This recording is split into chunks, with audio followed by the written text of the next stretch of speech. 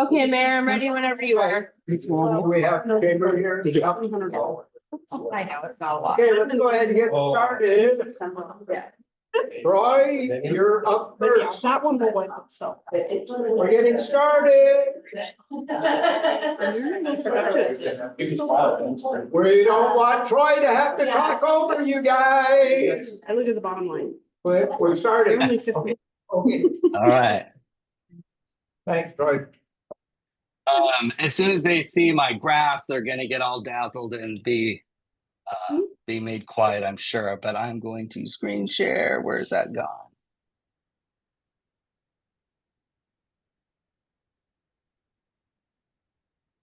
Am I still able? Oh, here we go. All right. Sadly, hello everybody. Your camera isn't on. I can't see anybody, but hello and good evening, all who are in the room. Sad news, August didn't fare so well. We were down about 7%, which is about the total of that is 87,000 footfalls. That is a Saturday, a full Saturday. So we were down, if you think of it, an entire Saturday for the month of August in footfalls. We ended the month in July, not too bad, not as bad as August, but you can see 1,225,000 versus 1.312 the previous year. We were more in line with 2023's number. Moving on, I wanted to point out, we've all been talking about and are aware of, I'm currently living in level 1 evacuation zone about the Lower Sugarloaf fire. I just wanted to remind or let you know maybe for the first time that we do have a wildfire resource page on leavenworth.org up here in the right-hand corner. That takes you to this page that keeps a current status and some links to some tools, our live webcam, so people can see what the air quality might be like. They can see with the air quality monitors, make their own decisions. Also, some checklists and some good links. I keep coming to this Chelan County Emergency Management to make sure that my level hasn't gone up. And then the other thing too is this is a link to the one of the map resources that is available. That takes you over to this, which is a really very helpful map on the fire. There's several of these out there. This one seems to be updated pretty routinely, so has great information there. But that is all living. And then I'm also part of the resource meetings at 10 o'clock. If you guys are aware that there's a Lower Sugarloaf fire update every morning with a Teams meeting, takes place in Wenatchee at 10 a.m. And that will be going every day until I think the fire is kaput. As they say. And then finally, I'm going to share a different screen and give you an update on our project there at 645 Front Street, our Welcome Center. We are on track. We just had our electrical inspection completed and passed. Insulation is going in this Friday, but this is the work being done on the floor. So anybody who was asking if we could save those 4 floors, no, we cannot, because there is a 5.5-inch belly in this floor. So we are having to cobble out and create a whole new floor to make it flat. So this floor will take care of all of the issues. So when you are inside this new visitor center, you're basically standing in a very straight, right-angled box inside a very crooked, misshapen box, is how I would describe it. And that we are also stop share there. And then on track for Oktoberfest. Our sales are doing really well. When we hit September, there's a little push because we just did a press release. One of the things highlighting that this will be the first year that we observed Hofbrau. And so we will have both Columbia distributors and Odom distributors with product this year. So Hofbrau was the big story. And we've also, I think we're just over the 100 mark for the number of people that we have hired. So seasonal workers to work Oktoberfest, we have 120 is our goal, and we have hit 100 about now. So a little bit more work to go. Yeah. And then Locals Night, we had last time I checked, about 350 RSVPs. We do have a full page ad going out in the Echo to talk about this year's event and also share that QR code to sign up to be on that guest list. And then we also had it in a couple other places, including the service directory that you all maybe received at your home. There's a QR code in that as well. So that is all I've got. Thank you. Troy, that information on the fire, that was at leavenworth.org? There where I find that? Yes, yeah, on our visitor facing page. Yeah, and it's up in the right-hand corner. Wildfire resources. Excellent. That's a great idea. Any other questions or? All right, sir, good to see you earlier at the open house as well. Yes, it's a day of meetings and ribbon cuttings and yes, Right. it's a great day. All right, thank you. We'll move on to, we've got now presentation, right, by my good folks down at Historical Society. Andrea, is the owl not working? That was working. Oh, Our video's not on. Our video's not. It is, it's right here. Mm, Oh, our video's not on? Yeah. Oh, I turned it on. huh. Well, thank you guys for noticing that. I turned it on, maybe I turned it off. Okay, I'm going to stop sharing. Maybe. Oh, here. That's weird. I don't know why ours wasn't on. Sorry, everyone. Oh, we just saved There Troy we from are. having to see us. Yeah. There you are. I see you now. Sorry, that was me. Okay. Now we'll share. Beginning. I don't know why it won't go from the beginning. There we go.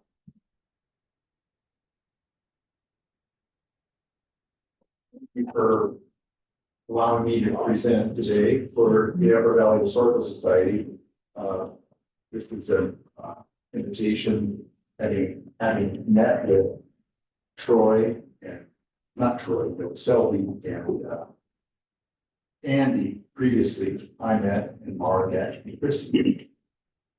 Then we discussed this topic that we're going to go over. So, but surely he thought you might be interested, so that's why I'm here. Hopefully you are.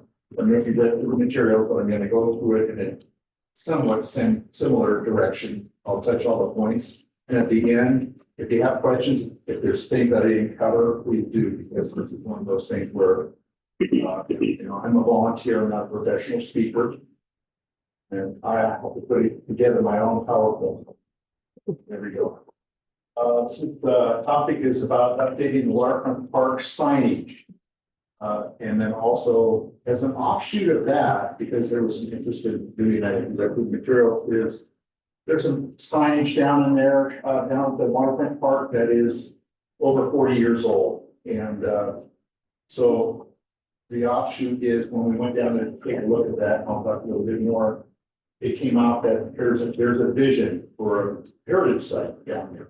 Like to discuss and throw that out there as an idea to the council to see if they're interested in that. There's a lot of good things that come out of that, and I'm sure you'll all understand that part of it. So I'll just move right along. One thing I do want to point out is people run into this, they say, well, how do you pronounce this? I don't know if you're familiar with the umpteen language, but these are, they didn't have a written language, but there is one that's, if you know how to pronounce each character, you will get to the point where you can say.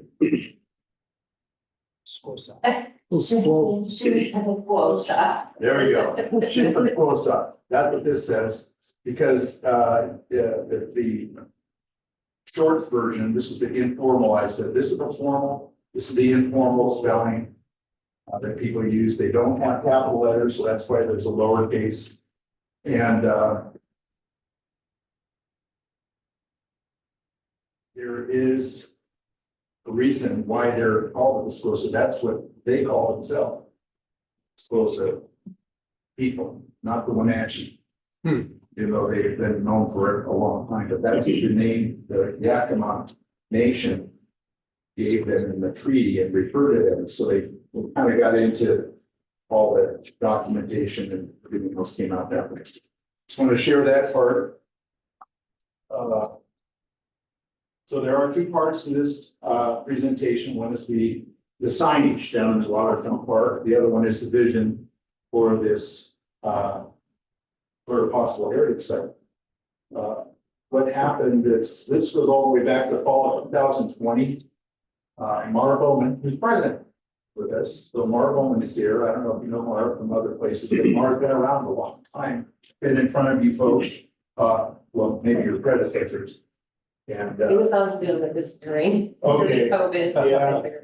yeah, but at any rate, this whole thing on the site goes back to Mara Bowman, Rachel Bishop, who was at WRI. Yes, when she referred to John Cyrus, who's with the Confederated Tribes, they call the Confederated Tribe. They initiated a series of monthly meetings with various Colville tribal members. We are still here to send. So they met, they wanted to just talk about different various things. So what came out of that was the idea for, well, actually, I wanted to also introduce John Cyrus. That's right. John, I don't know if you know John Cyrus, maybe some of you do, but John was the former chairman of the Confederate Tribes of the Colville Reservation. So it's an elected position that we voted in. But John's a very sharp guy. I've met him. He's worked tremendous things with the I know Salmon Fest, because I know Corky brought it. I was on board for a while, and Corky spoke highly of John. I got the opportunity to meet John, but he's now the traditional territories coordinator of the Confederated Tribes of the Colville Reservation. So all 12 tribes, kind of covers that whole portion of that. He's a smart guy. Looked at his educational background. It's like, I don't know if he has a PhD, but I think he might. Because he's just a great guy. So anyway, you're gonna do the first. Just we say hi. My name is John Cyrus. I'm the traditional territories coordinator for the Confederate Tribes. Really excited to work with Matt on the Waterfront project. I think it's super important. One of our historic significant places for the supposed people. Like I said, supposed people. Fishing was a huge part, and we live by that river, and it's just so important. And looking forward to working with Matt. Appreciate it. Thanks. John has wants to be a part of this program. We have to have that connection there. Very important, especially if there's a permit process that is supposed to, where the Colville Tribe Reservation goes through this, says, you know, if you start to do historical, if you want to go in a direction of putting out information, you want to make sure it's historically accurate. And so you get a permit, you get that on the front end. So just talking with John, wanting to see if he could be that point person to have this connection with the Confederate tribes. So he's going to be the main point of contact there. He's an excellent first hand on board with this project. So he's we worked with him on the updating of our exhibit down at the museum. That's the we are still here to be unveiled in 2023. So the one project from these meetings was to examine and review the 2 existing signs on top of concrete battlement. Waterfront battlement. I've heard that term. Yes. I had to look it up, the definition, so it kind of works. I can see how they did it. Where is the signage located in Waterfront Park? It's down here. The City Hall. This is where the bridge to Blackbird Island is. That's the zone that we're going to go to now, which is this battlement right here. It's called battlement. That's your sign. So that's somewhere I dug it out. It's the only one I could find. So I'm glad to find it. This whole area here is a raised concrete block of concrete. It's just, I don't know what else to call it. It's a great battlement. If you're ever wanting to defend yourself from, you know, other people, you put sandbags around it, and then I think you could, you know, do some defending. Anyway, go along. Okay, so this is the view of that battlement, look, as you just pass the bridge to Blackbird Island. And up here, you can see the signs that we're gonna talk about. These are the two signs. Never been up there. It's the only thing that's up there. There's benches and you'll see other signs or pictures. I'll show you. Those are the two signs. You got a nice view here except for the trees. I mean, I'm not talking about, we're not gonna talk landscaping. That's not why we're here, but it's just it's a great spot on the river. It really is. So let's see, it's got, all around it. This is just on the top portion, looking around. So this is going around the other side. There's only one way up there. It's a set of stairs. There's no ramp, there's nothing, there's no exit. You go up and down the same set of stairs. Let's see what we got here. Yeah, benches. That's the same picture. That's the Post Hotel right behind you. This is a view from the same spot, that bench right here, the corner of the bench looking over at the bridge for Blackbird Island. So we've got, this is from the Blackbird Island Bridge looking at battle. We've got the river over there, got the loop around Blackbird Island on the water. So it's a really very good outlook overlook location. The signs there, they are when Mara, Rachel, and John took a look at things, they noted that, yeah, the signs do illustrate historic cultural information about the Chimborazo tribe. They are over 40 years old, and the text, photos, and drawings need correction. I mean, I'm not a very versed on historical things. I may act like I am. I just do what I do to get by. And right now, having read through those signs, I have to say, just as a novice at reading those signs and looking at the view as the Esposa, I would say there's a lot of evidence. Just interesting to see what they, put out and did the best they could for you.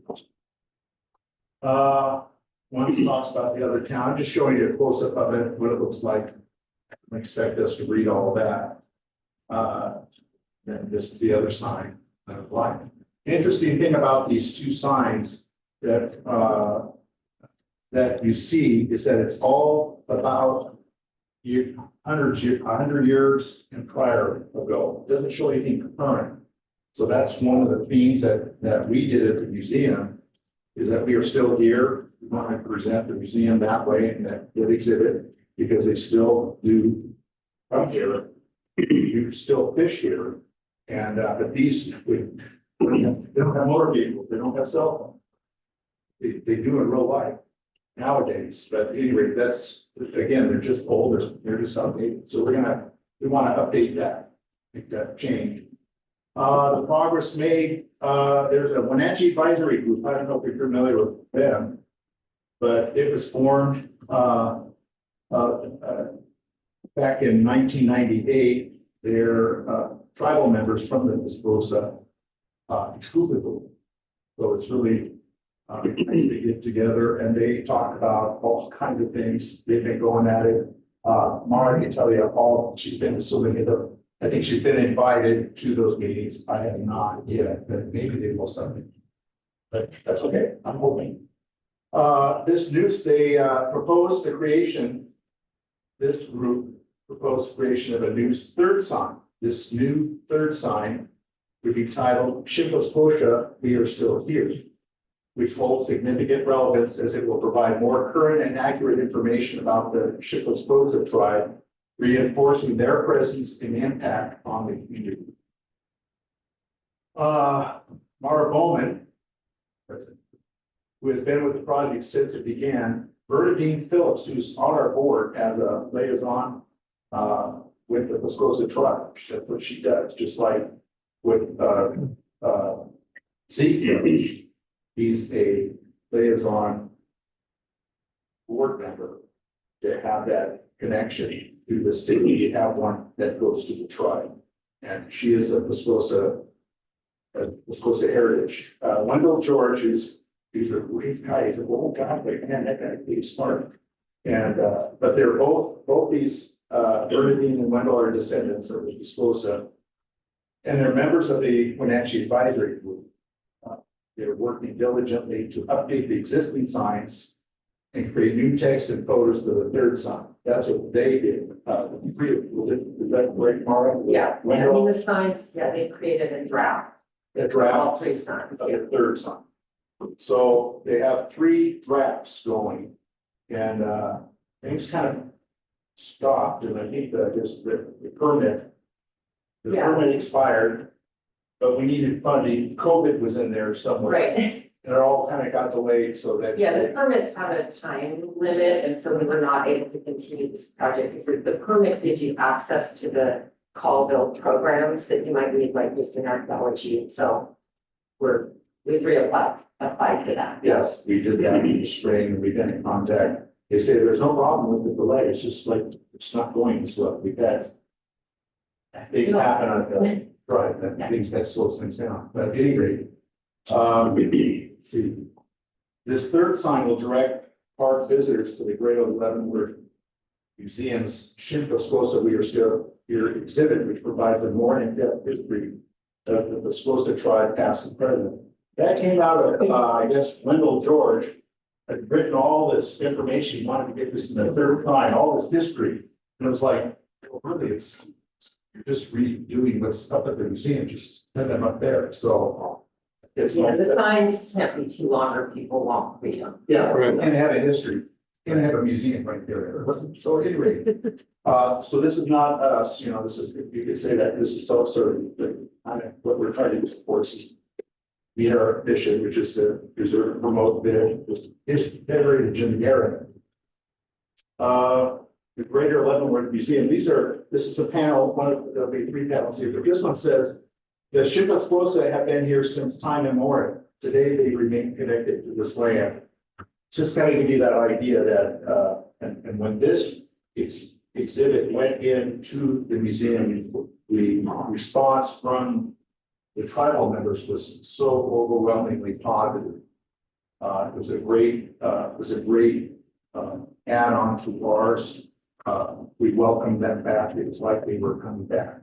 So if you can imagine, that was their response. Then a heritage park, some significant effort put into the placement of signage down there where they used to fish from, was their main source of food. Salmon was one of them. You can just imagine what the connection will be. So they remain connected to this land. The traditions continue incorporating new tools and materials. So at the museum, that's what we did. If you haven't been there, we have a mixture of older photos and new activities. It's family, you know, all new stuff. So it's an interweaving of past and present. And still here also. Actually, it's kind of cool because this gal here is the grandmother of Julie Edwards here, who had weaved these baskets, and they're currently in the museum. They're called story baskets. They tell a story. Yes, looked at the public that we felt in the museum, got the big grant from which grant we put down the foundation. And then also this third sign says it's Shinto Scosa, not Wenatchee. So just when I started talking to you folks about the language, this panel does explain the history behind it not being Wenatchee. It's Scosa, and they much prefer when you put it in a formal letter to them, if you use their formal language. I don't think I could phonetically pronounce any of those characters, but I guess I do when I say Shinto Scosa. There you go. This is another panel.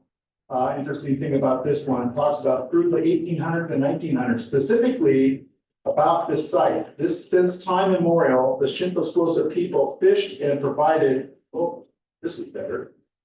Since time immemorial, the Shinto Scosa people fished and provided stewardship for the fishery at the confluence of Icicle Creek and the Wenatchee River.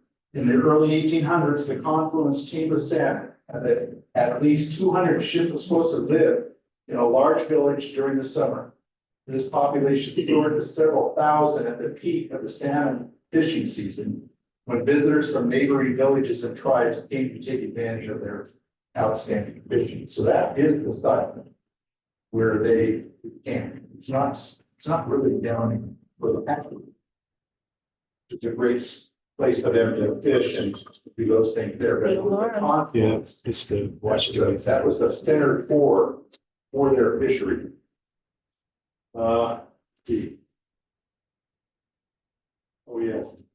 So a vision emerges. So this was in 2021, March. A group of Shippaqua tribal members and representatives from the Wenatchee River Institute and the Greater Leavenworth Museum gathered at the battlement to examine the signs and discuss a path forward. It's a really good meeting. I was at that meeting. Mara was there. I'm not pictured either. And Juliet was there. So there was a number of people there. Tribal, and this is Joshua from the Wenatchee River Institute. Carolyn Rippenhuger is here from the Wenatchee River Institute.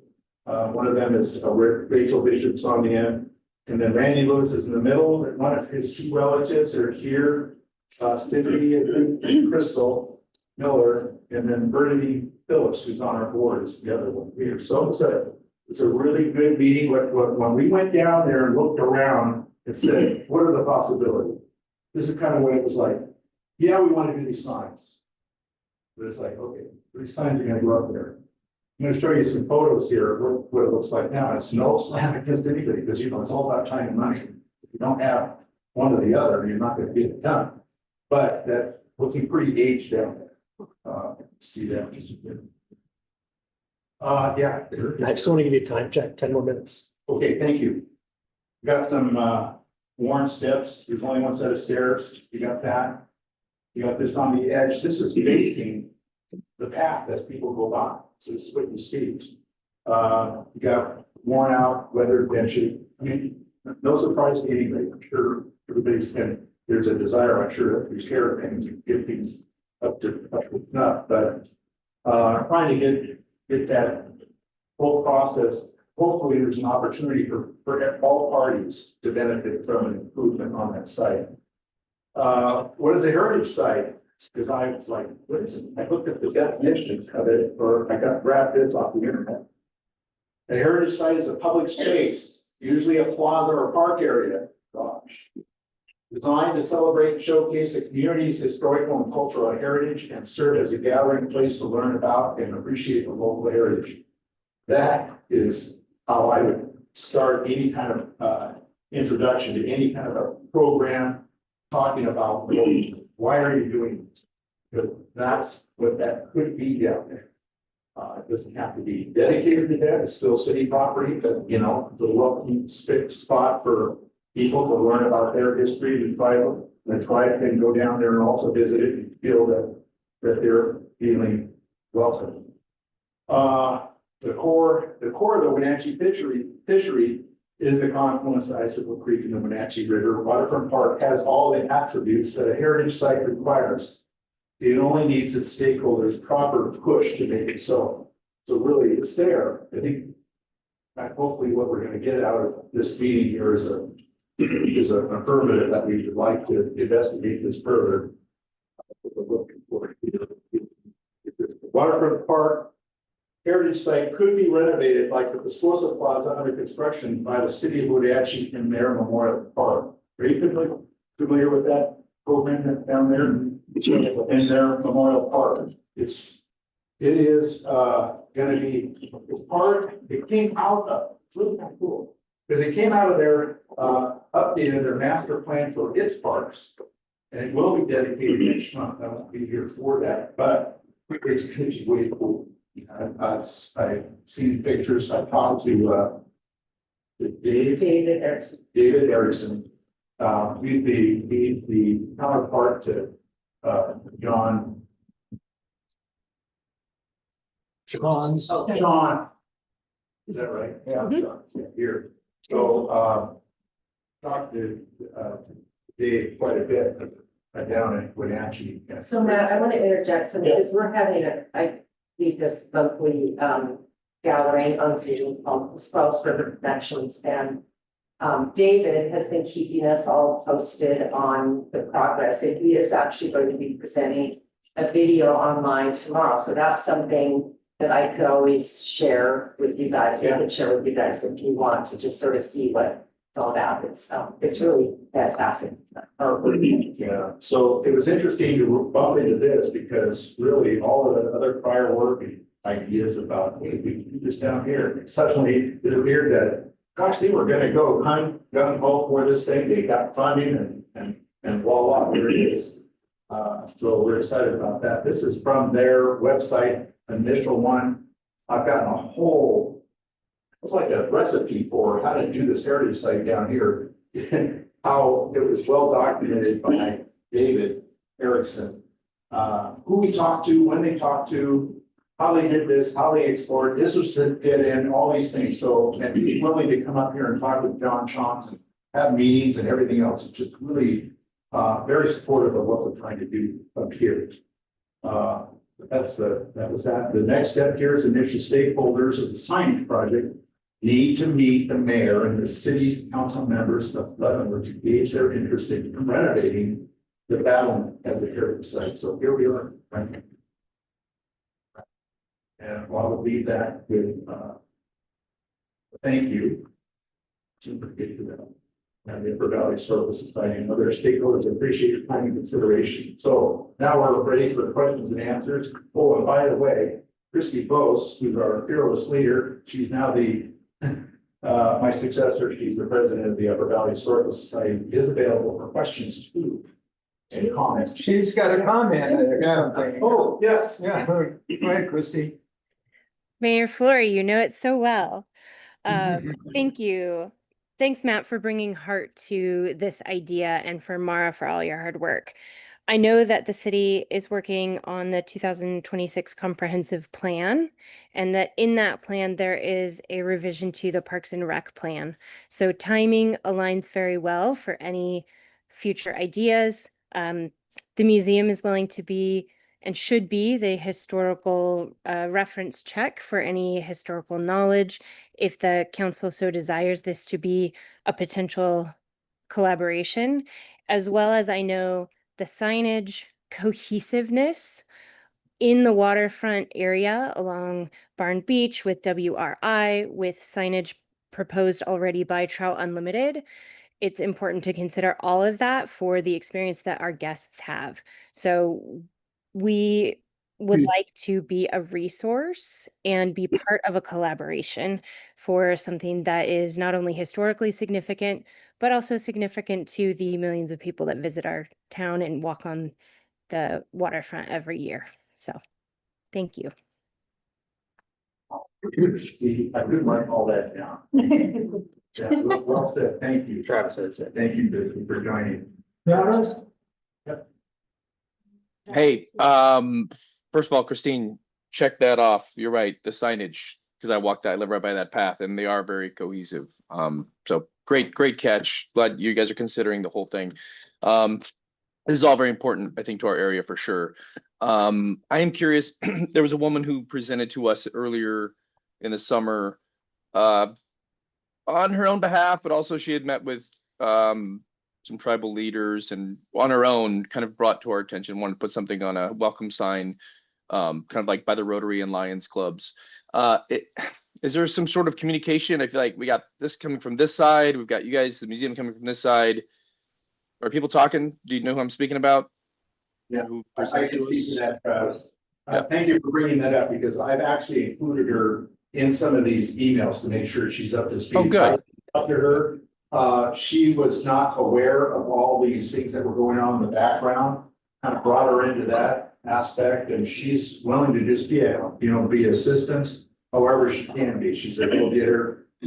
Really need to see that somebody that energetic about this program. So thank you. Yeah, and I just want to comment, and I'm so sorry, I don't remember her name, but I know who you're talking about. So she, no,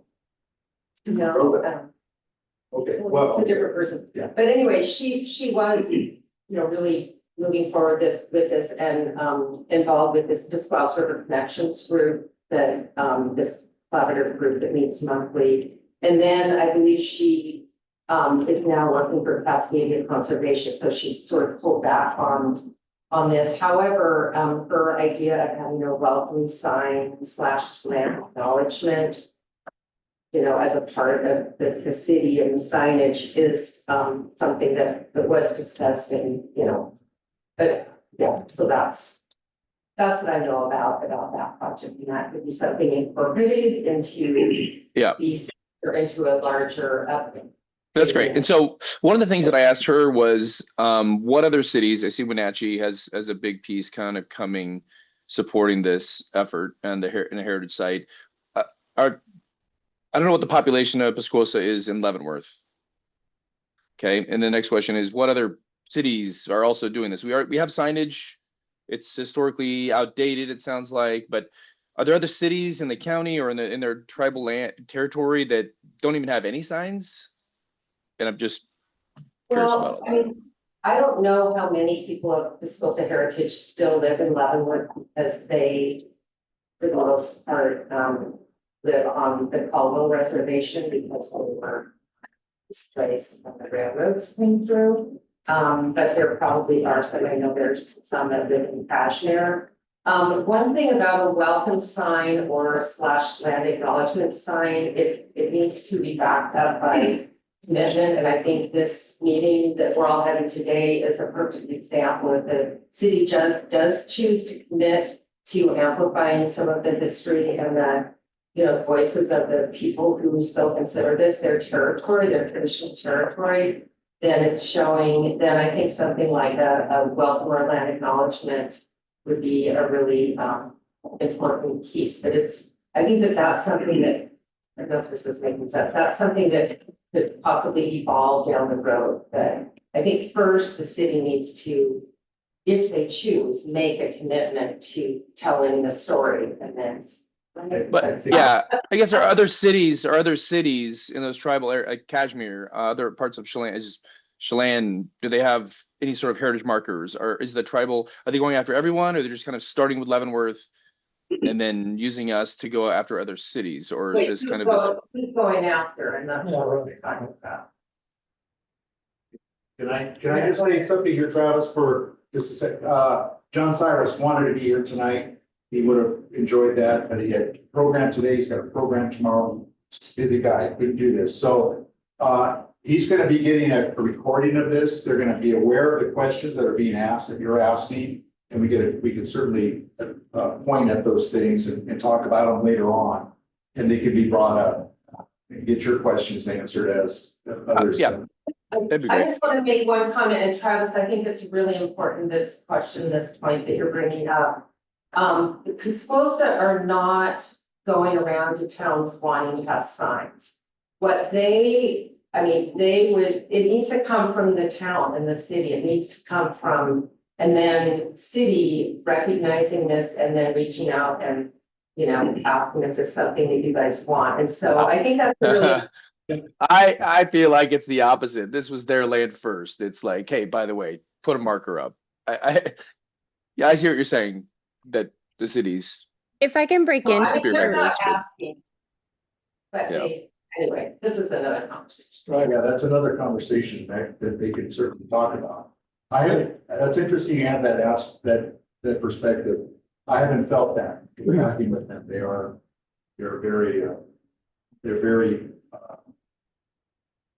very grateful if the city wants to do something better. exactly. And I think like we need to wrap this up so Yeah. that we can move on, but if there's interest in continuing the conversation, I think that's the thing that we need to just, this is not a vote, but it's I think this is important to do.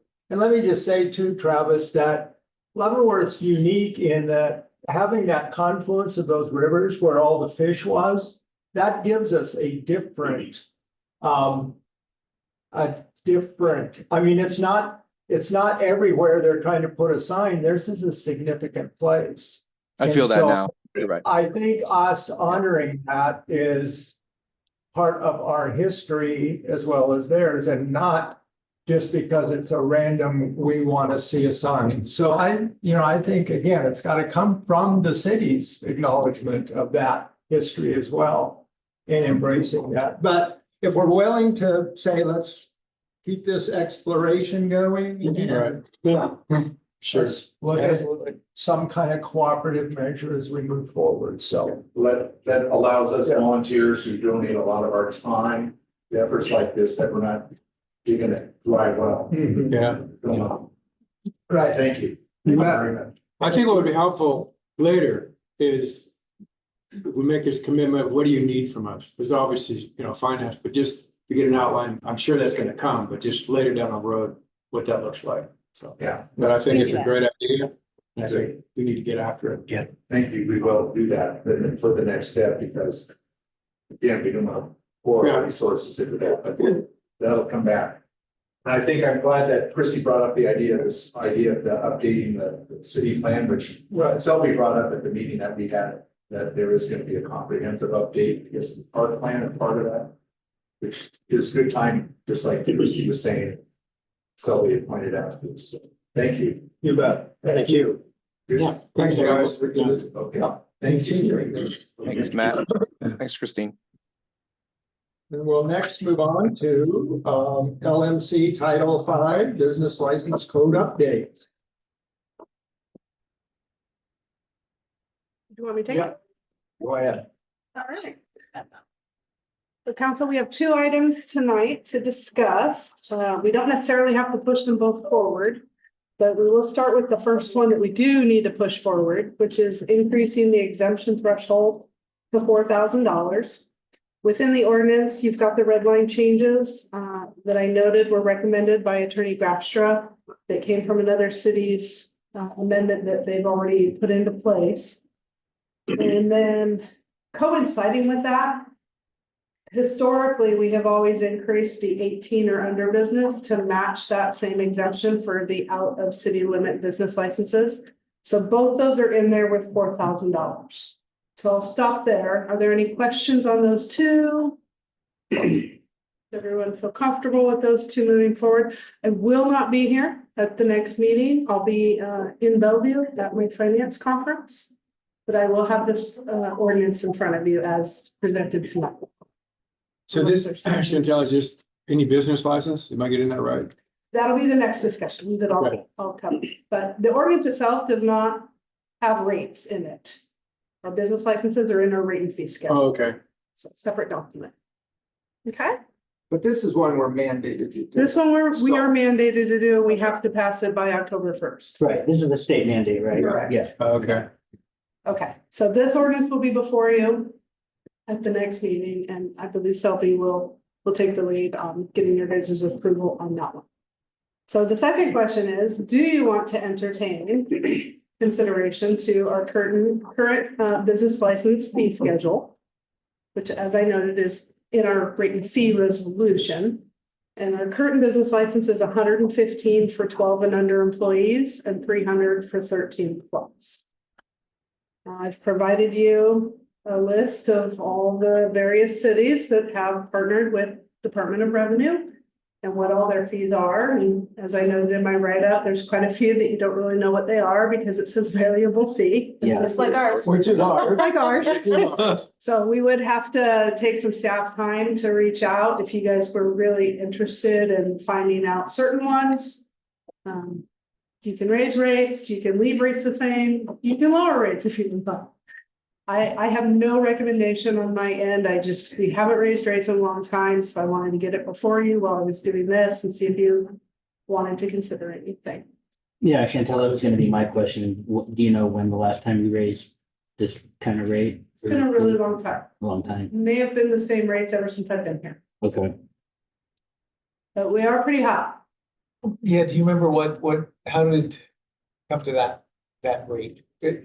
I like to know, Like I is said, it was it covering the before. cost of issuing a business license? I mean, There is definitely a staff process for reviewing business licenses. That come annually now that we are partnered with the state. So the state actually sends out all the notices for our business license renewals. They collect all the fees and then they send those fees to us.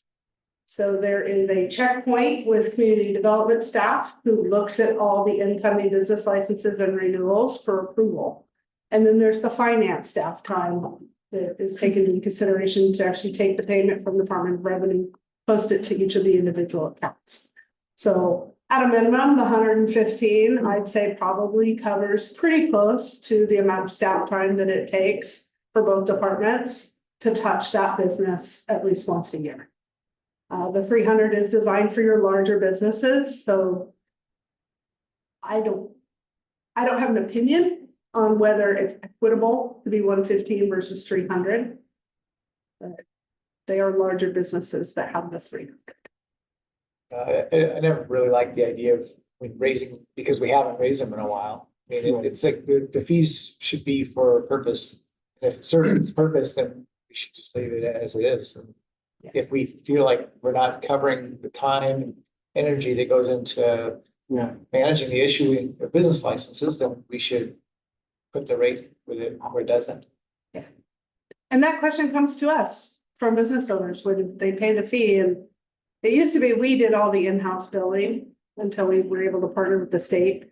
And every year there were always a few that said, and what do I get for this fee? And it was, well, A business. we are supporting the Bavarian theme. We are enforcing the Bavarian theme. We are bringing visitors to this town so that you have a successful business. Yeah. We never even mentioned the fact that it took staff time to review and approve. We always tried to promote just the positive aspect of being a business in this community. Normally, once you give that little bit of explanation, they tend to go, oh, okay. They just wanted to know. Right. Yeah. That's fine. Yeah, I've not had any pushback on our fees lately. Your department actually does the processing though, so do you have any input? I mean, sometimes for these small businesses, Mhm. we get a little pushback that it's higher than most. The most, yeah. Well, it's true. I mean, looking at the list, we're significantly higher than most cities in Washington. It's the ones that don't say variable. Well, Yeah. there's so few of those though. Yeah. Most of them have a posted fee Right. and they're mostly under $50. Yeah, but we Significantly don't higher. know It how does, they process them, like what kind of staff time they incur, right? And but it does make you wonder, it makes me wonder, I should say, about if it's been in place for 15 years or whatever, how in the world they got away with it that long ago? I mean, that's just my own thought. But yeah, they're still high. Imagine what they were back then. Yeah, I mean, back then, keep in mind, the finance department did all of the annual business license noticing, collecting. The repeated, and I can remember these 30 days notice, 60-day notice, 90-day notice. So it's quite a process, and I'm very grateful to be partnered with the state business license service that actually manages all of this. They do charge penalties for late, but they get to keep those penalties. We just get our base fee. yeah, I would be curious to know like what some of our neighboring cities, they're off variable fee. You want to know specific cities you want us to look for? Maybe like Chelan, Clallam, like some of the more touristy towns in our state. Just out of curiosity, clicked on Yakima's right now. This is that variable, and their fees go up to, if you got 81 employees, it's $1,285. So it really is by the number of employees. Wow. Wow. Yeah, and some cities do the employee one like we do, Yeah. but some don't. So I heard Chelan and Cleola. Was there anyone else not on the list that caught your eye that you want to know? Kashmir's there. I think Wenatchee and East Wenatchee were on here. Yeah, they're both They're variable. both variable fee though. Okay. I'll see if we can get those two. Thanks, Chantel. Any others? Okay. I just want to let you know, my time this week's gonna be very short changed. We've got trainings tomorrow all day, and then I'm in some other board meetings all day Thursday. And Friday's our packet deadline, so I'm probably not gonna be able to bring the rate and fee schedule for the 23rd. But I will be back for the first meeting in October. We won't make that deadline to get if we do want to make changes, we won't make that January 1 deadline implementation. But I don't feel that that's a big deal. We don't have a lot of businesses that renew in January. We would be able to have it by February, with me coming back. So I'm not really seeing that it's gonna. But we will have too the code, detrimental. so that's the. Yes, one we'll have. yes, the ordinance and the code will be in front of you. Yep. But I'll probably not worry too much about this being pushed too quickly. It'll take a little time with it. Okay? All right, Ooh, can you add the city of Roslyn on there? Rosalind? Yep. Thank you. All right. If you think of any others, just shoot me an email. Okay. We will move on, event code discussion, and we don't have Marco, but we got somebody who's going to share with us, so. And I think we have one more person on Zoom. Oh, Are they on Zoom? Yeah, hold on a second.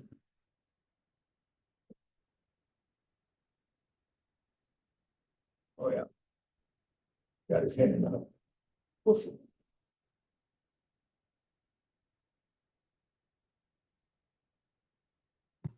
Hi, how are you? Can you hear me? Yes. Yes. Hi, I'm Zoltan Sabati. I'm here for representing the Leavenworth Ice Rink, and we are Leavenworth Sports Arena is our company. I'm going to present our case here. Thank you very much for having us here. I do have Michael in the audience. I don't know, Michael, if you wanted to speak before I go. Yeah. I'll speak after, thank you. What's that, Michael? Oh, I'll go ahead and talk after you're done, thank you. Excellent, thank you. Am I able to present, or are you able to put up the slide deck that we've submitted? You can share it if you'd like to, that would probably be easier. Okay, great, I'll do that.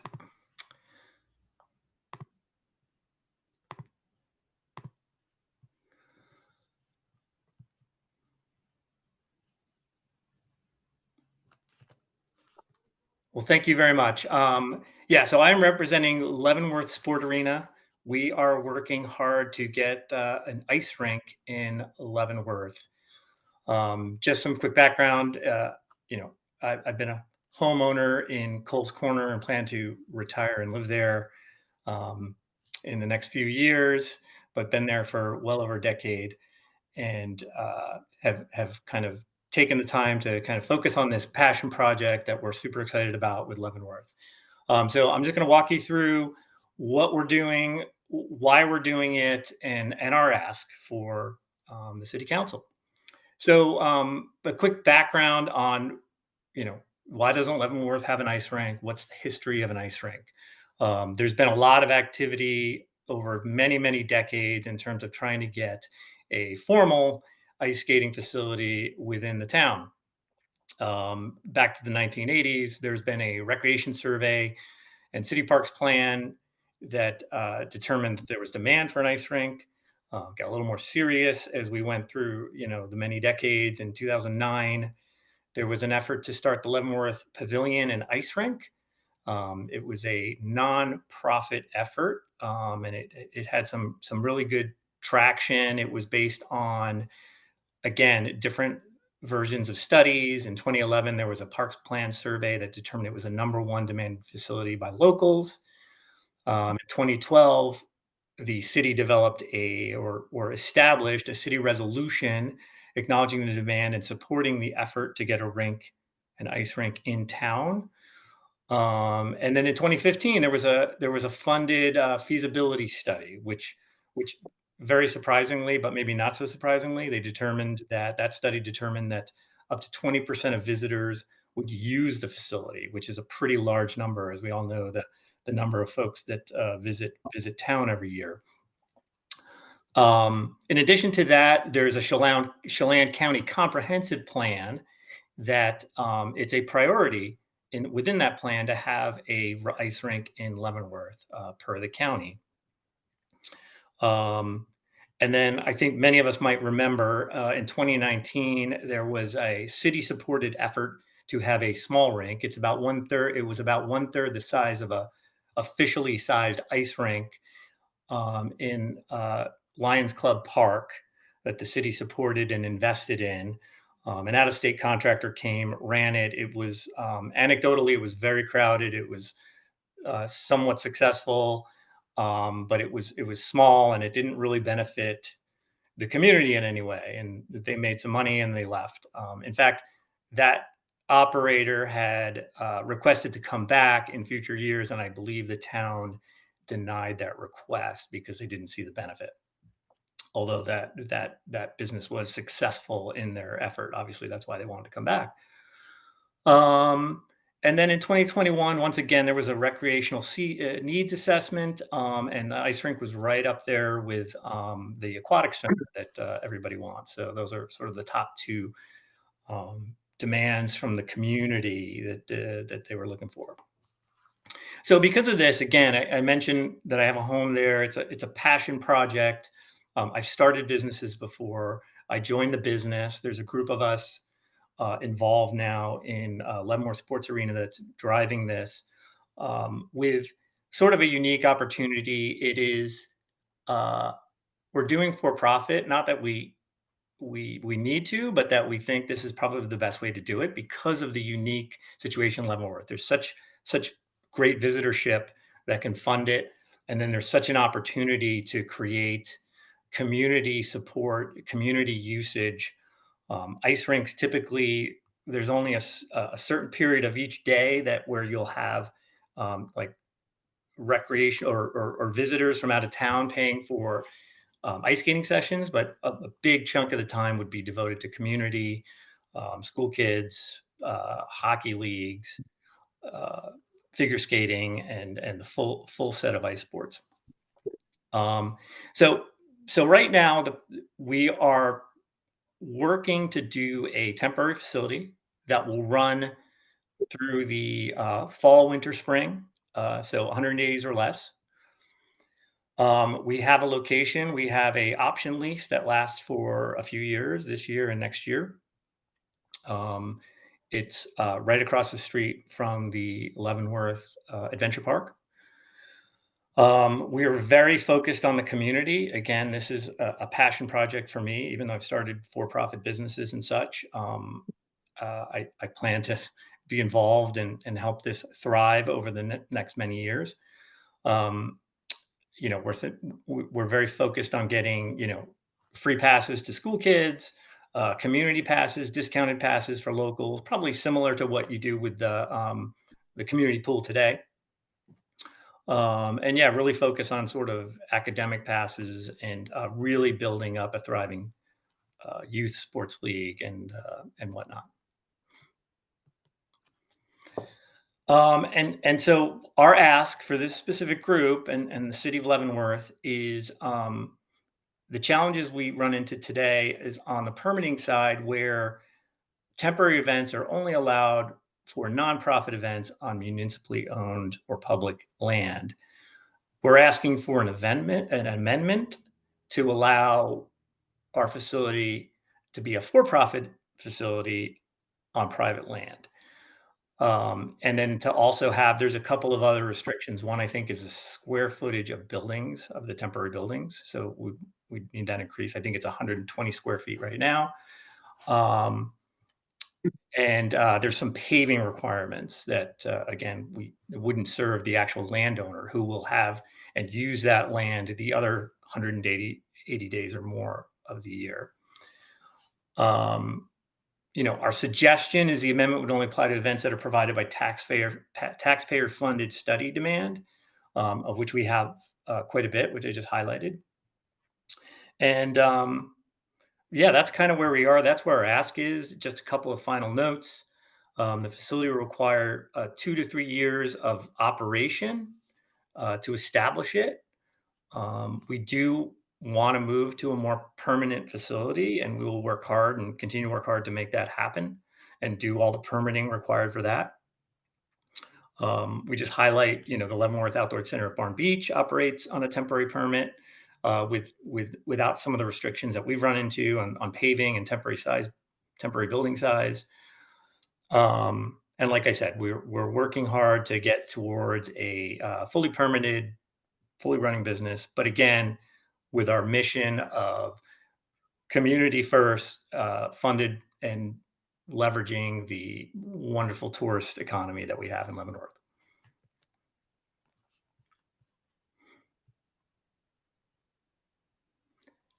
So I'll pause there if there's any questions or comments. Questions? Michael will present and then we can, he might answer our questions. Should I? Sure, come on up. Yeah. I just kind of presented or prepared a statement. I thought it would just be easier to kind of, read what my situation. So my name is Michael Cummings, and I met most all of the council members along the way. And I'm here representing an ongoing community effort to get an ice rink in Leavenworth. As a member of the Ski Hill Heritage Foundation, I've been trying to bring the ice rink since 2008. So that's now 17 years of work on working with the city, with the community, with the parks, all kinds of things. And so as kind of pointed out there, 2008 to 2015, that's when our foundation was really active, working with the city. And the city was very supportive of it. And it really was initially a parks plan. I mean, it was supposed to be a part of our city, but in a parks and a recreation sense. And that was going to be how it was developed. At the time we were working out the logistics, it kind of became evident that the city would love to have this facility, and we recognize that it is important for the community, but they really did not want to be in the position of managing an ice rink. We do not want the financial responsibility of it. We already have full things we have to deal with. You bring it, you get some management, you make this happen, and we will be supportive. And that was basically the city position at that time. And so I come to you today as a conscientious community supporter for developing this. As part of the parks plan, I think that we want to make it happen, whether it's parks plan, nonprofit, or for-profit. I think the city really is incumbent on supporting the general effort and making the distinctions between which category of proponent is kind of more splitting hairs. I think it's much more important to focus on what we're actually getting and what the benefit to the community is going to be. The current standard for this special event permit evidently requires it to be a nonprofit status. And I kind of want to point out that, in contrast, we've had, like in the past, like Project Brian running Oktoberfest, and we even currently have the Leavenworth Marathon. And although these are nonprofits, they have generated, and the other one now, lots of money, an awful lot of money, and a fairly small slice of benefit to the community members. And I think we need to think about that. And that needs to be part of our ask in these special benefits permits, to go with. And so for these reasons, I think the city of Leavenworth should focus on the scope of the special events permit, not a nonprofit or for-profit status for the permit, but on the amount of donation to the citizens of Leavenworth. And I even think more especially to the kids, and that any of these people applying for these permits, that needs to be part of the give back and sort of highlighted. In this particular ice rink example, they're planning on doing the season passes for teachers and the kids, much on the same system like the Stevens Pass program. That's been very successful, and I think is a great benefit to our community that we have. There's one that anyone I ever tell that to just say, wow, how lucky are the kids in your community that we have that sort of thing. And I think that we need to do this. I think we need all special permitted ones to be held to a standard that of a give back. And so therefore, I'd like to request that the City Council of Leavenworth amend the special use permit to include for-profit organizations which demonstrate a specific community benefit to the citizens of London. Thanks, thank you, Marco. I have a question to whoever can answer it, I guess. How is it that Leavenworth Outdoor Center, they're basically doing what these folks are trying to do? It seems like they have a temporary facility on private land that they operate out of and it just has temporary trailers for offices and storage. What is it? Why can't they do that? Or what is the mechanism that Leavenworth Outdoor Center does? Does it under? Leavenworth Outdoor Center does get a permit from the city to operate the tubing operation. We give them access to the put-in at Icicle Bridge. Otherwise, they are located on private property. Okay. So if this organization wants to do a temporary business on private property, what's the difference? I think it's the impact, development impact.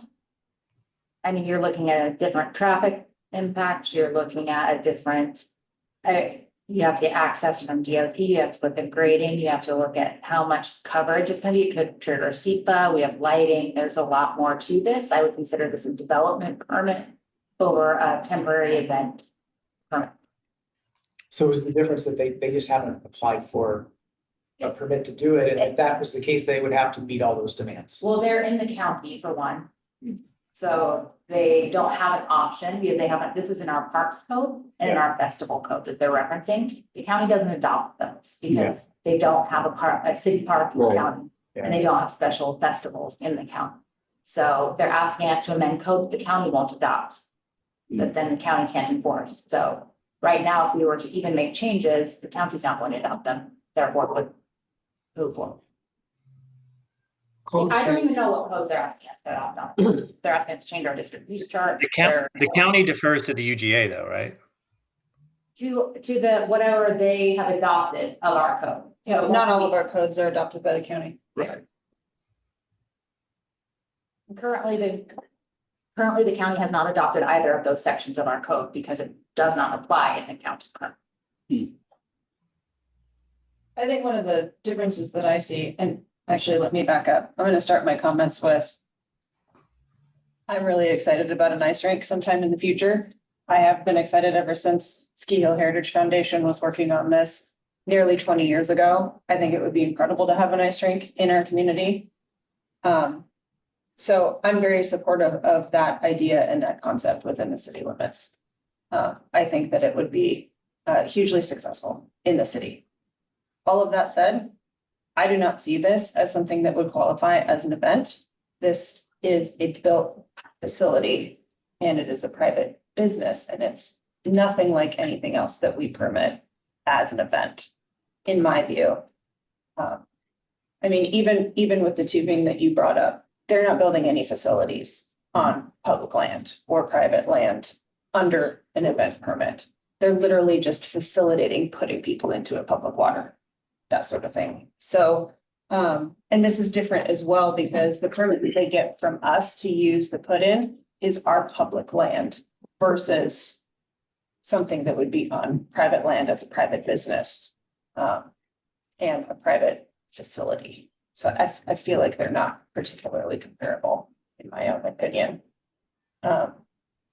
I think that this deserves some time to figure out how it can be permitted and made possible. I just don't personally see it as something that rises to the need of amending our event permit because I don't see this as an event. I'm just trying to think of how the logistics of a temporary ice rink where it's going to have to, everything will be taken away at the end of the season and then put back up. So you can't pave a gravel yard and then unpave it again and things like that. I mean, in one sense, it feels like you're saying that there is no logistical way you can have a temporary ice rink. Well, I don't know because the property is not even in the city limits, so I'm not exactly sure how to brainstorm optionality for you in the county code because I don't have that in front of me. But I mean, this isn't even regulated by us. But the county defers to this count. I think. Only to codes that they have adopted that are ours. They don't defer to us in things that they haven't adopted. And this is under our parks code, which the county doesn't adopt. No, because they have their own parks regulations. Right, and what you're doing is asking really to take it out of the parks code and put it into just a general code, and I guess I would be, say, hesitant to change an event to something that has all kinds of unforeseen, I mean, you can't just do it for one organization or one company to say, yeah, now you can have an event that doesn't meet really what our current events and current things do. But we'll make that exception here.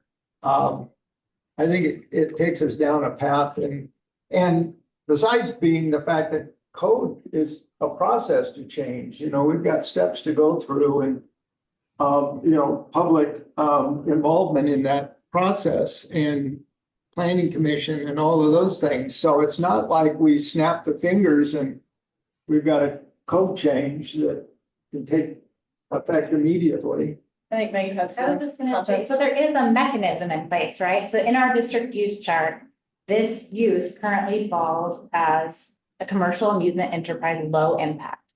So after Adventure Park, the high impact was taken out, it's not permitted anymore. Low impact is something like, it's a location where recreation activities take place. And these can include, but are not limited to, bowling alley, dance hall, skating rink, tennis club, private swimming club, or similar athletic event. That is identified it's defined in our code.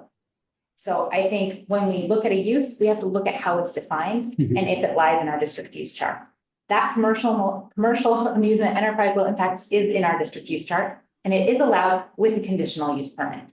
The issue here is they want to do it temporary because they don't want to invest in it because they want to relocate it. What I would suggest is finding a location that works, because everyone does want it. Find a location that works and get your CUP. We do have a process for permitting. And if the demand is there and they're saying this is what is wanted, there's no reason to do it. Just make the facility. And also the temporary structures in our code require compliance with DRB. We're not gonna allow something to sit there for 6 months out of the year or 4 months out of the year and not be DRB compliant. What is that? Design review. Oh, I see. There are exceptions, right? We allow porta potties to come in on a temporary basis, things like that. We did have the trailer come in, but that was because we were redesigning our bathrooms. Those are temporary. This is a use that is going to be there. That is development of property, and we do have to look at impact. So there is a way to do it with a conditional use permit. Maybe they could ask to the hearing examiner, again, this is not our jurisdiction, but they could ask the hearing examiner through that conditional use permit not to have to do the payment or for exceptions. And maybe he has the authority to grant that, or they ask for a variance with the conditional use permit to vary from some of the standards that might be required. Or maybe they haven't, I don't know what standards the county has adopted because I'm not familiar with all the sections of code they've adopted, but there is a path forward is what I'm saying, but it takes time and it's not gonna happen this year. Right.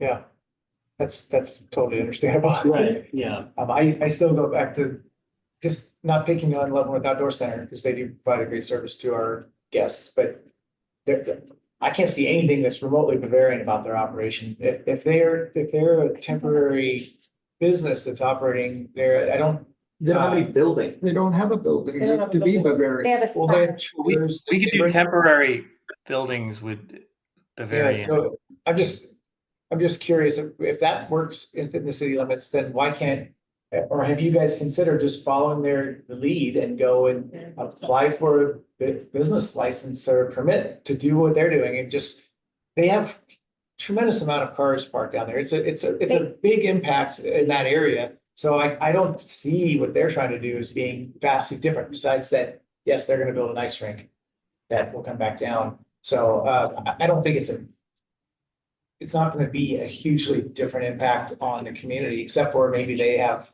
more benefit to our community. So we just keep whittling down to how is that possible there, but not possible there. Well, I mean, I think I would just say that one, it could be temporary, and two, like we highlighted the point of, it should be tied to a city-funded study or something along those lines, or outline the community benefit, right? Like that's what we're asking. Like, at the end of the day, like for profit or not for profit doesn't really matter to any of the stakeholders, and it doesn't seem to matter to anyone here too, right? Like we all want this.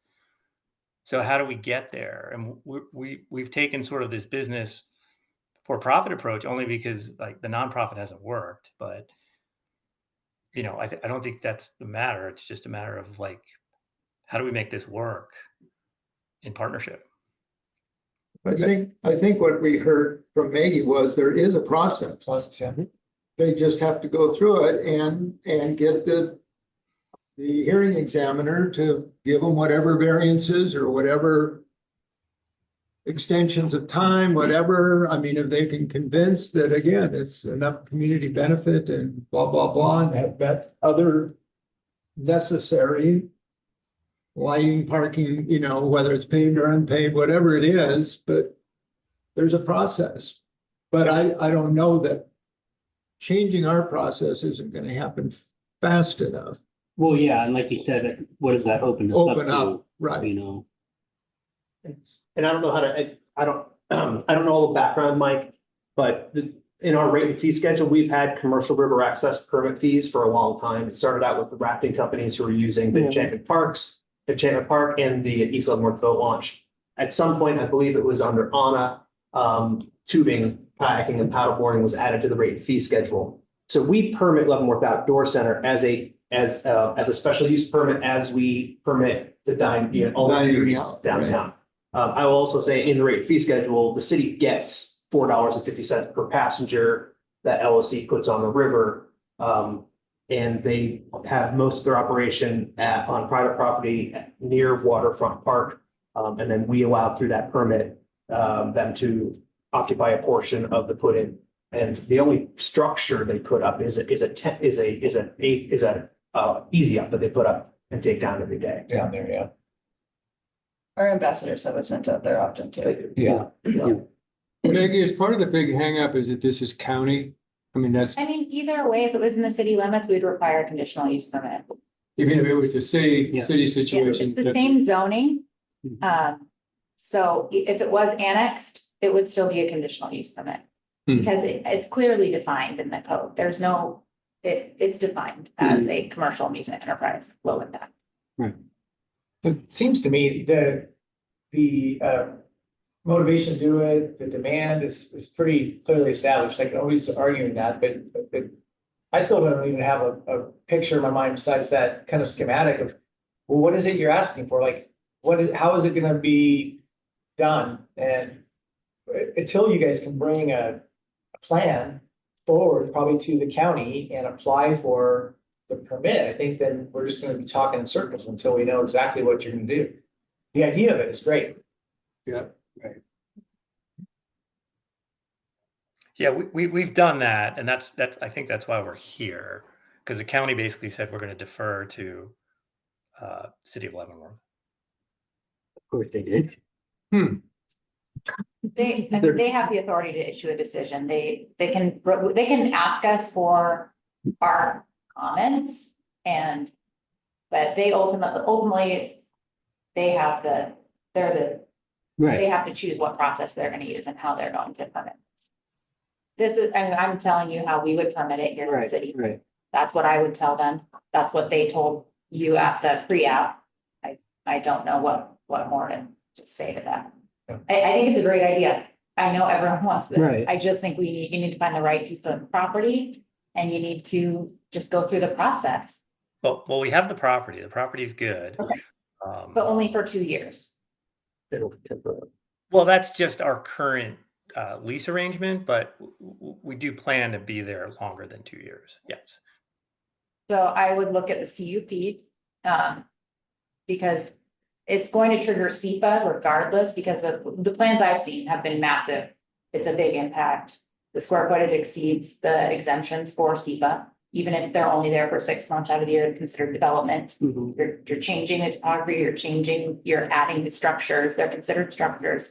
So with SEPA, you have to have a traffic impact analysis, you have to have a geo study, you have to have an archaeological study, you have to have all these things up front.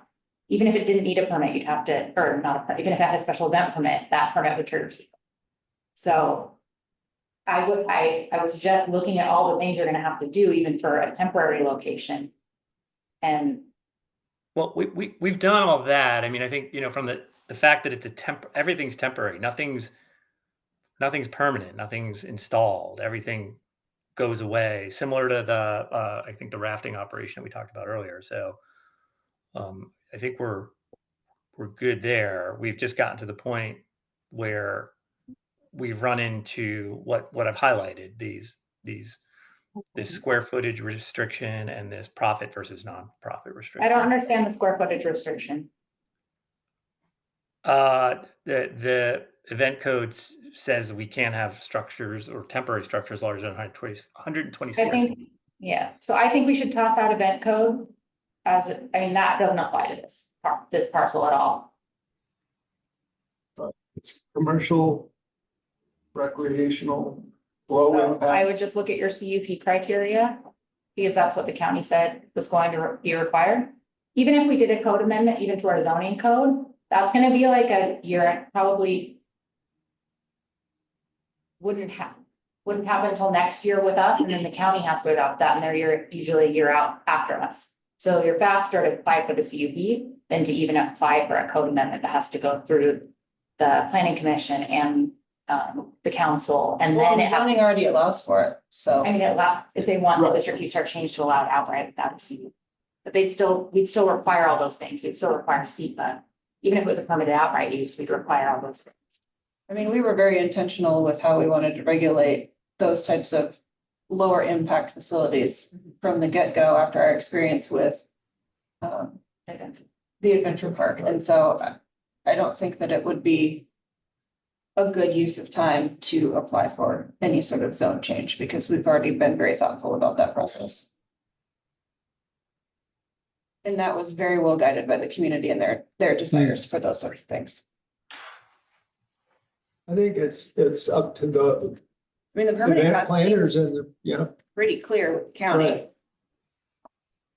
And I think you just gotta say, well, do you have enough control to take the risk? And maybe see if you can get more control to make it more feasible to, extend that. But yeah, it seems like the process isn't there.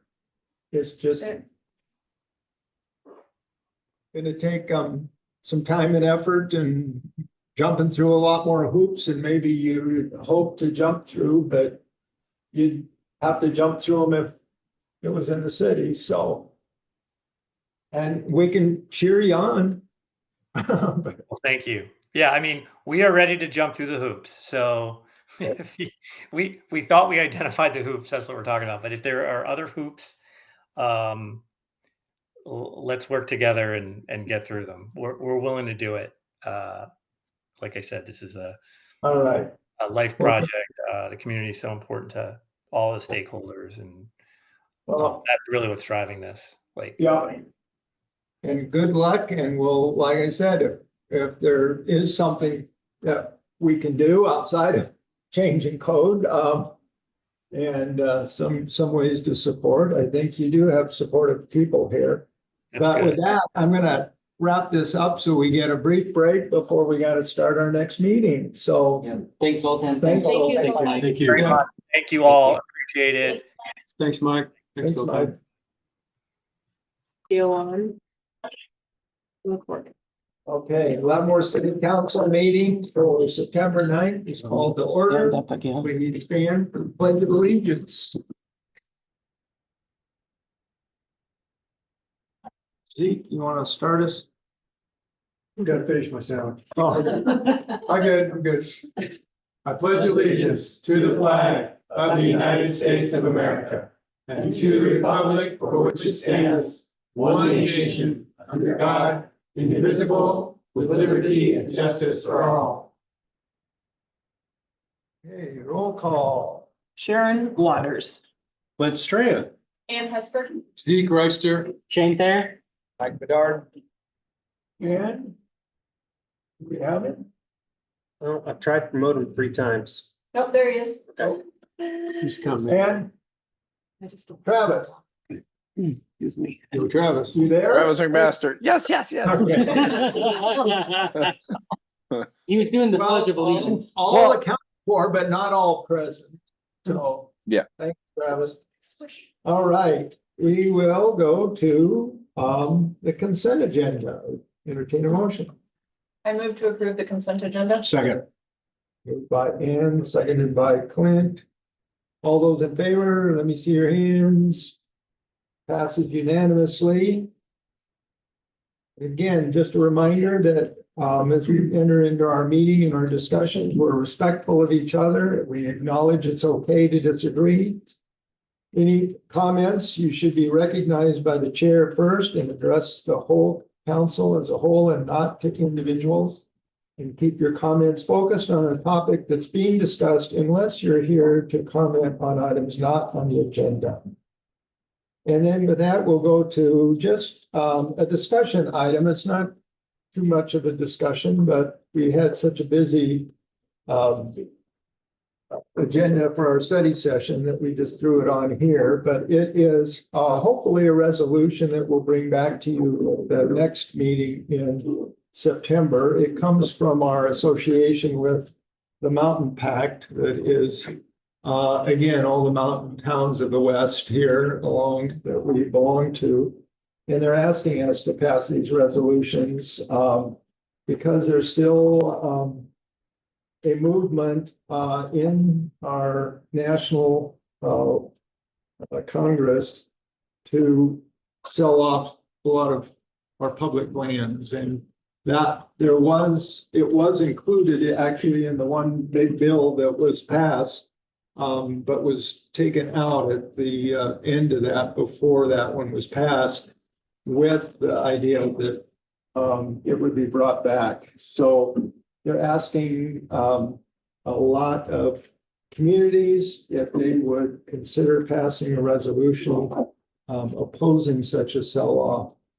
And so that's what's here before you, and we'll take any comments, questions, but I'd love to be able to bring it back next time for passage. So, yes. Mayor Fleury, have other city municipalities passed resolutions like this that you know of, like Kashmir, Wenatchee, Chelan? Kashmir, I don't know that any of those are belonging to the Mountain Pact. I mean, I think we did because most of these are focused on more tourism and in the mountains, in the middle of the forest lands. So there's a number of them. Again, in the West, Cle Elum, I know is a mountain town that's passed these. Okay. In the past, and yeah. But there are ones that do, the majority of these are Colorado, Utah, you know, those, but there's a few of us in the Northwest. Any other questions? Comments? I would just say, I think it's an essential resolution that we do pass, because I think we need to gain or have a coalition of cities that do oppose the sell-off of federal land. It belongs to the public lands, belongs to people to use it. The idea of exploiting it the way it's, you know, where it's headed, it's reprehensible. So that would be my comment. Are there any other things that dovetail into this that we're not hearing about and we vote yes, and we voted other things in that we didn't know about? This is just specifically, there are other things that I know I have given input on. For instance, they're trying to open up more lands to road building for logging, to make logging more the primary focus. And some of us have expressed those things, but this specifically is just about selling off the public land.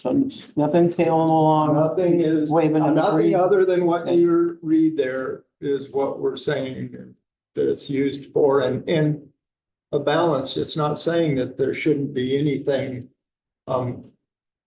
You know, timber sales are a part of it, but it's got to be a managed thing and not with recreation and all the other things, and not just heading down one direction.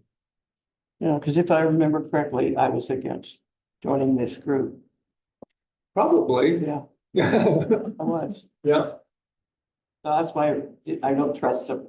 I just need to hear from you and then I'll beat you over the head. If not. Okay, you can do that. Wouldn't be the first time, would it? Yeah. Well, this would be with a stick or something, not just verbally. Well, like I said, no action tonight. I just wanted to get it in front of you and to be able to bring it back for action next time, and then there will be, hopefully you'll be seeing some publicity around it as well as us passing it on. Okay, and it'll have everything that we're saying yes or no to right there on the street. Right Okay. there, right there. This comes actually from one of their suggested, you know, they give us a template, kind of suggestion to tweak it to meet our needs in our state. But okay, so we'll leave that one and go on to resolutions, ordinances, and orders. Point of order. Oh, yes. You forgot to ask for comments from the Oh. public. Comments from the public on anything not on the agenda. Yes, Me? Travis, you're not the public. Oh. I have so many comments. You want to though. make a comment on something not on the agenda? Well, I just want to, I guess, ask a question about we're coming into winter. The parking at the corners. So right now, there's been all summer, it's been terrible with people parking just right up to the street. Is there an ordinance or something we need to pass for this? Or isn't there a law that's within 10 feet of a stop sign or an intersection, you can't park a vehicle? Can we ticket these people or pass an ordinance? I don't know what. Is that a question? It's not the time. What?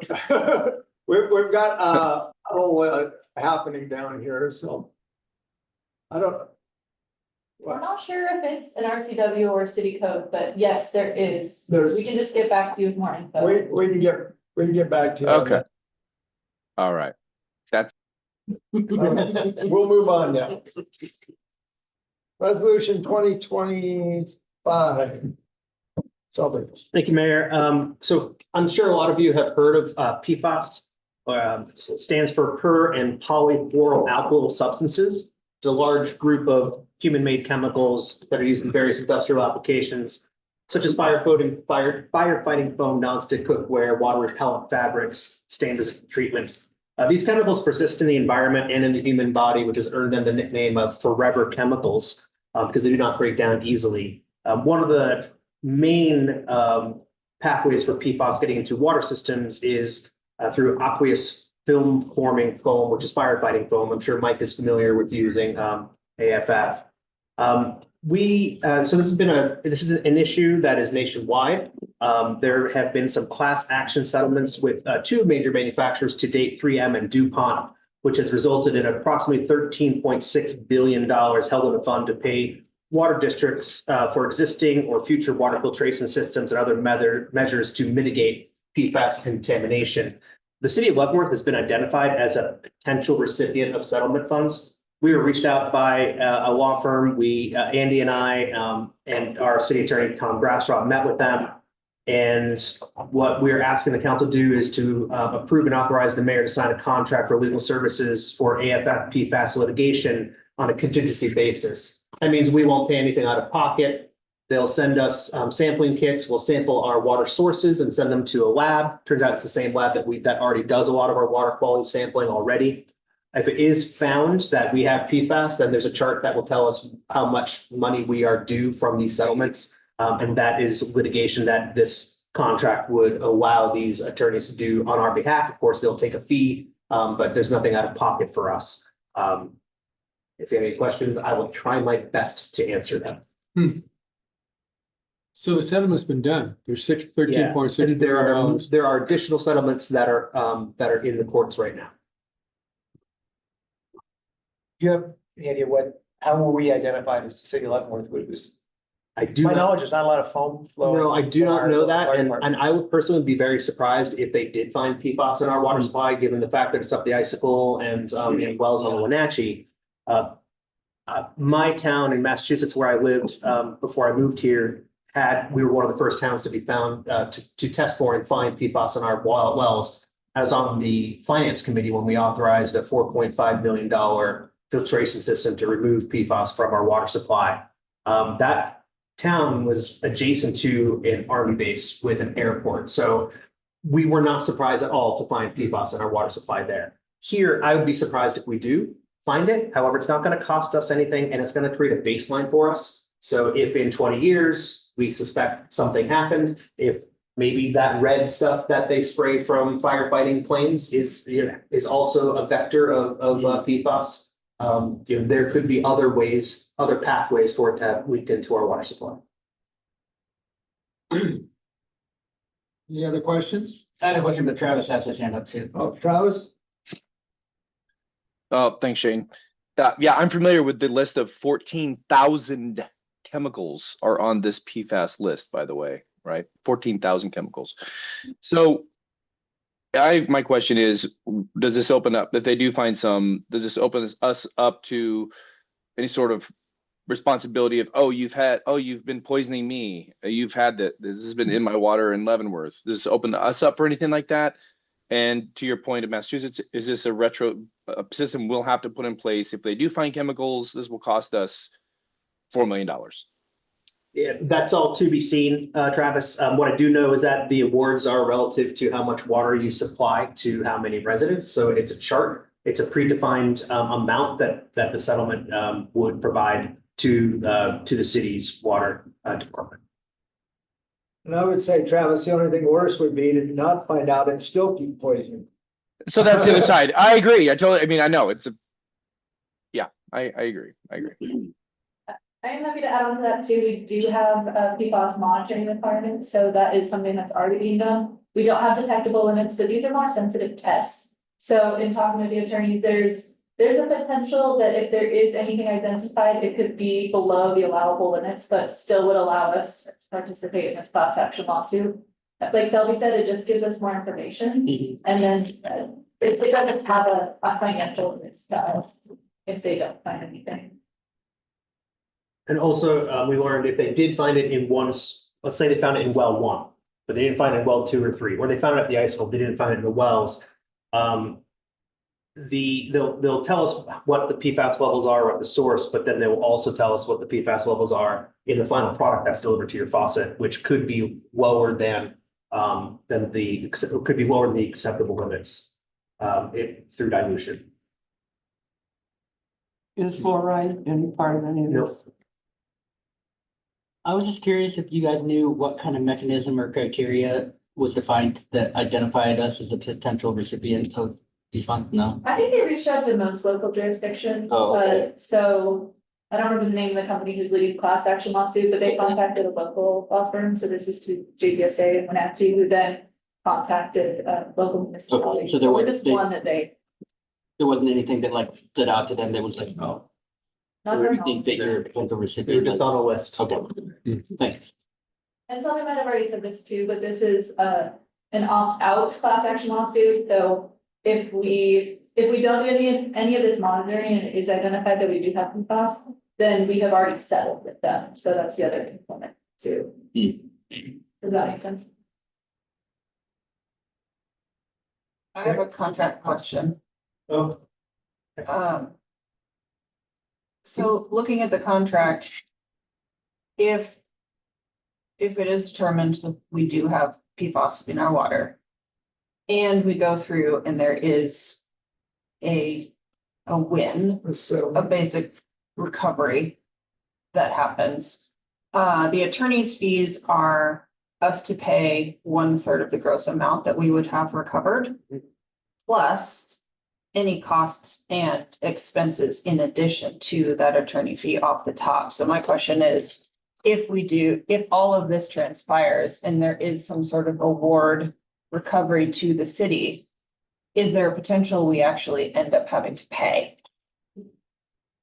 Because if the Right. $13 billion sounds like a lot of money, but if this spans the United States and there are a lot of payees, then there's a possibility we don't get much money.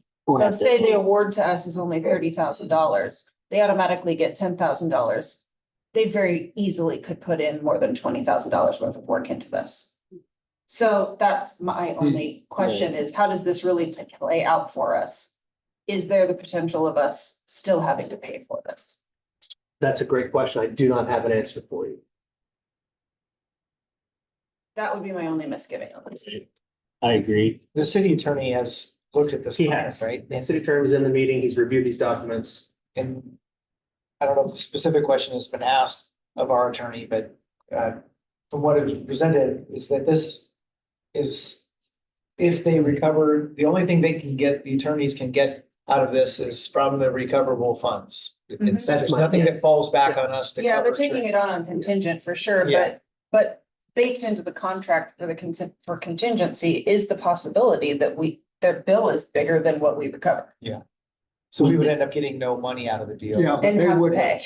no, I don't think we have. no, I don't think we'd have to pay. I think it's, That's what bullet point No, number 2 says in the contract. we would That they pay, can, that we have to reimburse all costs and expenses in addition to the attorney fees being paid. And the attorney fees are to the third, the third. right. Right. But I'm saying, I believe that it's not to exceed though what. Is the amount recoverable? of- Yeah, it says So here, that verbiage should attorney be in shall contract, advance right? all litigation expenses on behalf of client, and client shall not be responsible for incurring or reimbursing costs of the litigation, even if the amount of recovery is less than the cost incurred. I think that covers that. That covered up.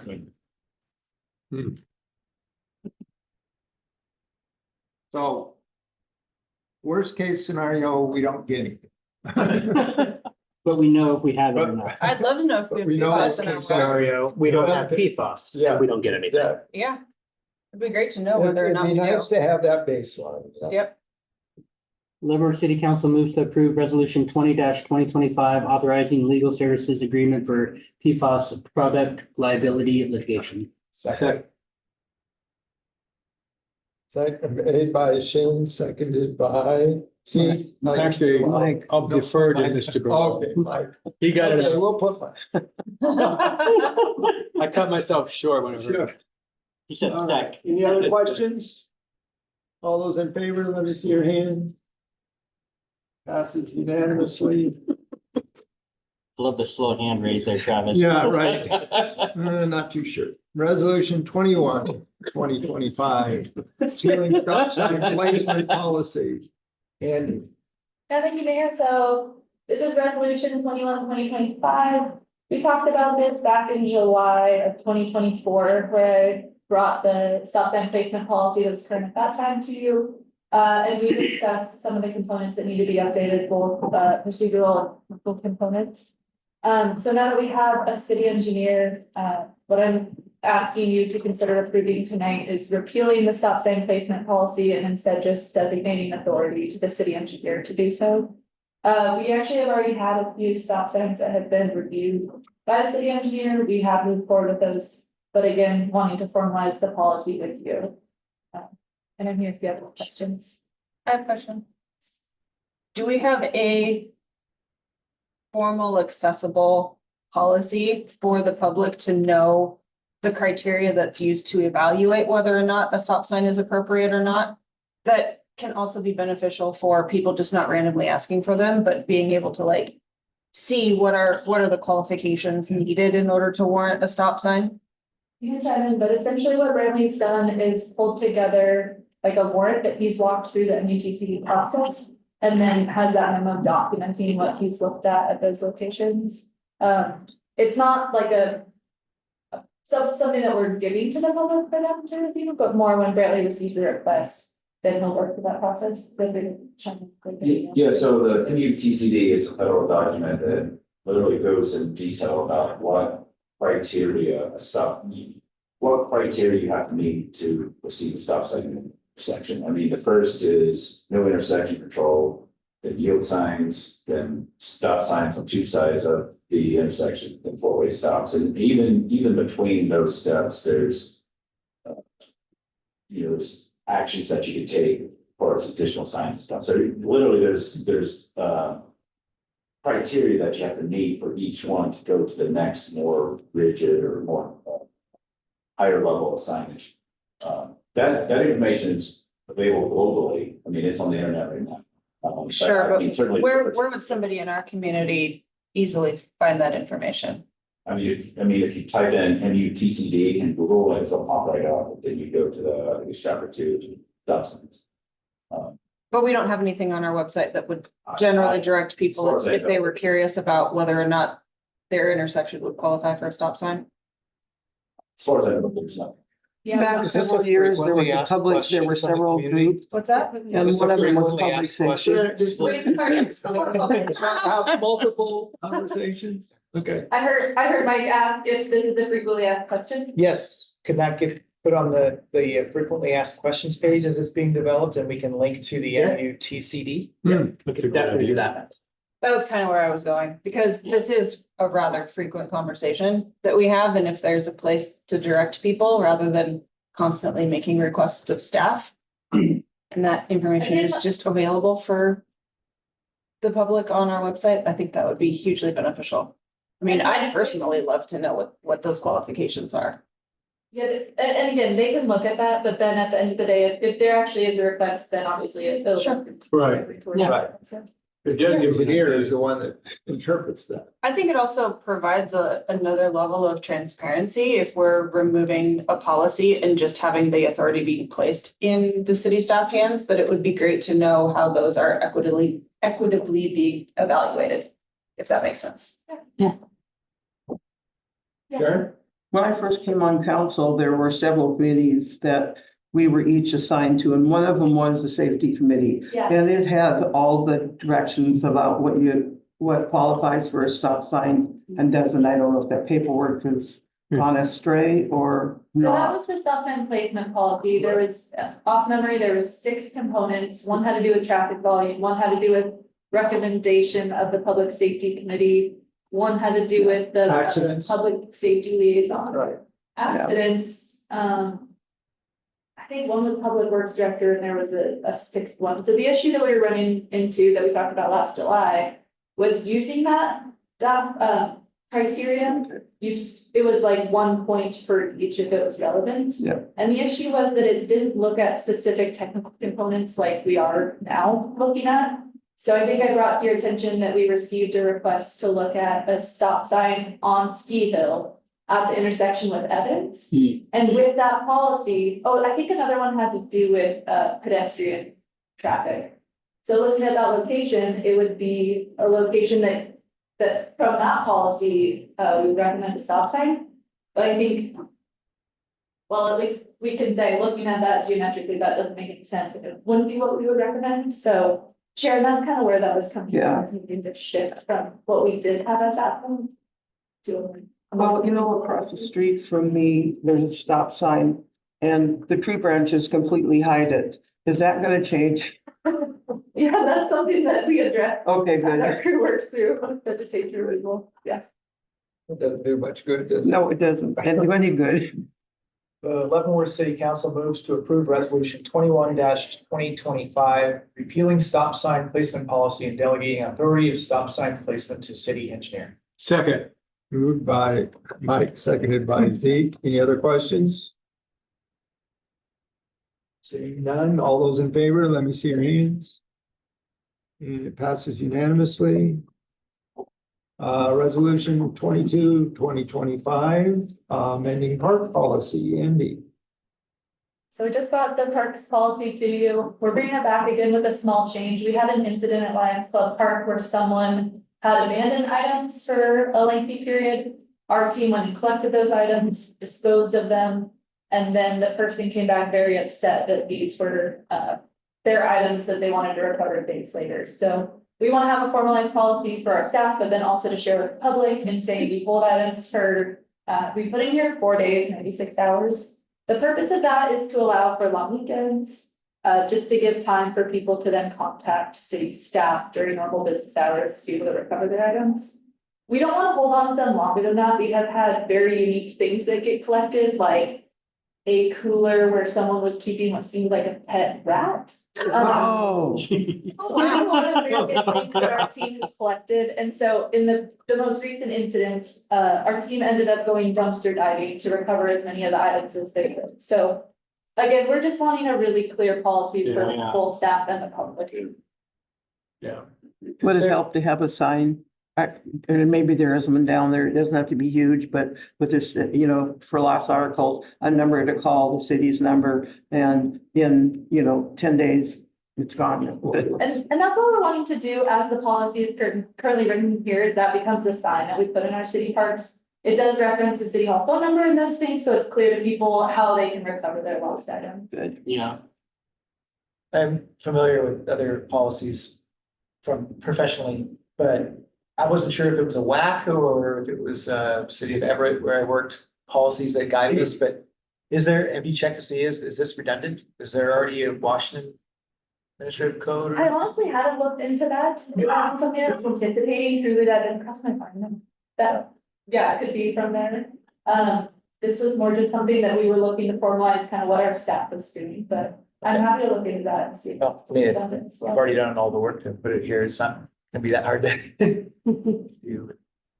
I wasn't sure if there was a more restrictive one or something that we would have to follow anyways that would be worth knowing about, but. Not that I'm familiar with. I know, like, again, without actually looking into that, our team historically has done like 72 hours. But is wanting to build in more of a buffer for long weekends or just other things that can help for people.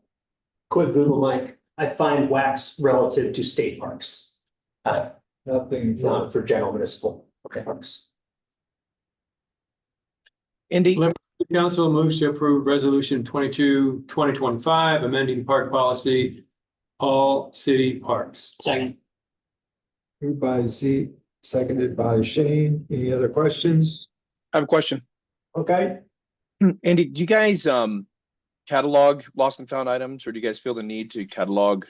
Like you said, you recovered X amount of items from this last person, and they come back and they say, "Hey, my Rolex is missing. You guys took my Rolex." I mean, is there some sort of process that you guys feel like you should have or need to have for this? Now, I generally speaking, I think what we're recovering are more blankets, clothes, coolers, those types of things. To my knowledge, it has been items that are more expensive. Okay. Again, I can't say that the parks team doesn't necessarily do that, and it's something I'm not aware of. But Yeah, I'm just tonight- curious. Even a transient coming through, these are their personal items, right? And they're like, "Wait, this is my shopping cart, and you guys took it. You know, I want my shopping cart back." I just curious. I think right now items get moved down to the op shop and are stored there, kind of in a central location, so we know, okay, we just collected these items. And we leave them there Okay. until we dispose of them. Now, Yeah. we, separate from the parks policy, I believe that is what happens at City Hall, if we have other items that are turned in, but I can't speak to that, so. We hang on to things for a very long time. And then we send them to the shed. So this is different than items that are turned in to lost and found. These are just the parks. And it's These not are to be, just it doesn't get parks. combined, it doesn't get combined with the city hall, other lost and found. No, and you guys can probably speak to this better than I can, but if someone loses like a credit card or a phone We in try a to park, track does that them come to down. City Hall normally? Yeah. Yeah. Okay. And we do try to track people down. We Google them. We contact the sheriff.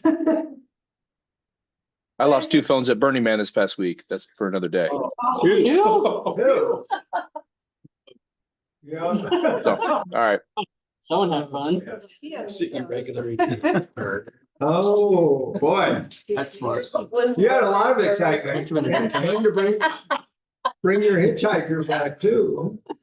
Hey, Travis, Travis, you missed the best question. was the second phone your burner? No, I still have my burner. Oh, jeez. Jody hear that? She's got her headphones on. Any other questions? Oh, that's good. Okay, seeing none. All those in favor, let me see your hands. Yeah, it passes unanimously. Resolution 23, 2025, snow and ice maintenance. Andy. Yes, so before you is the revised snow and ice maintenance. Some of the biggest changes to highlight, one is the sidewalks removal like we talked about from the last study session.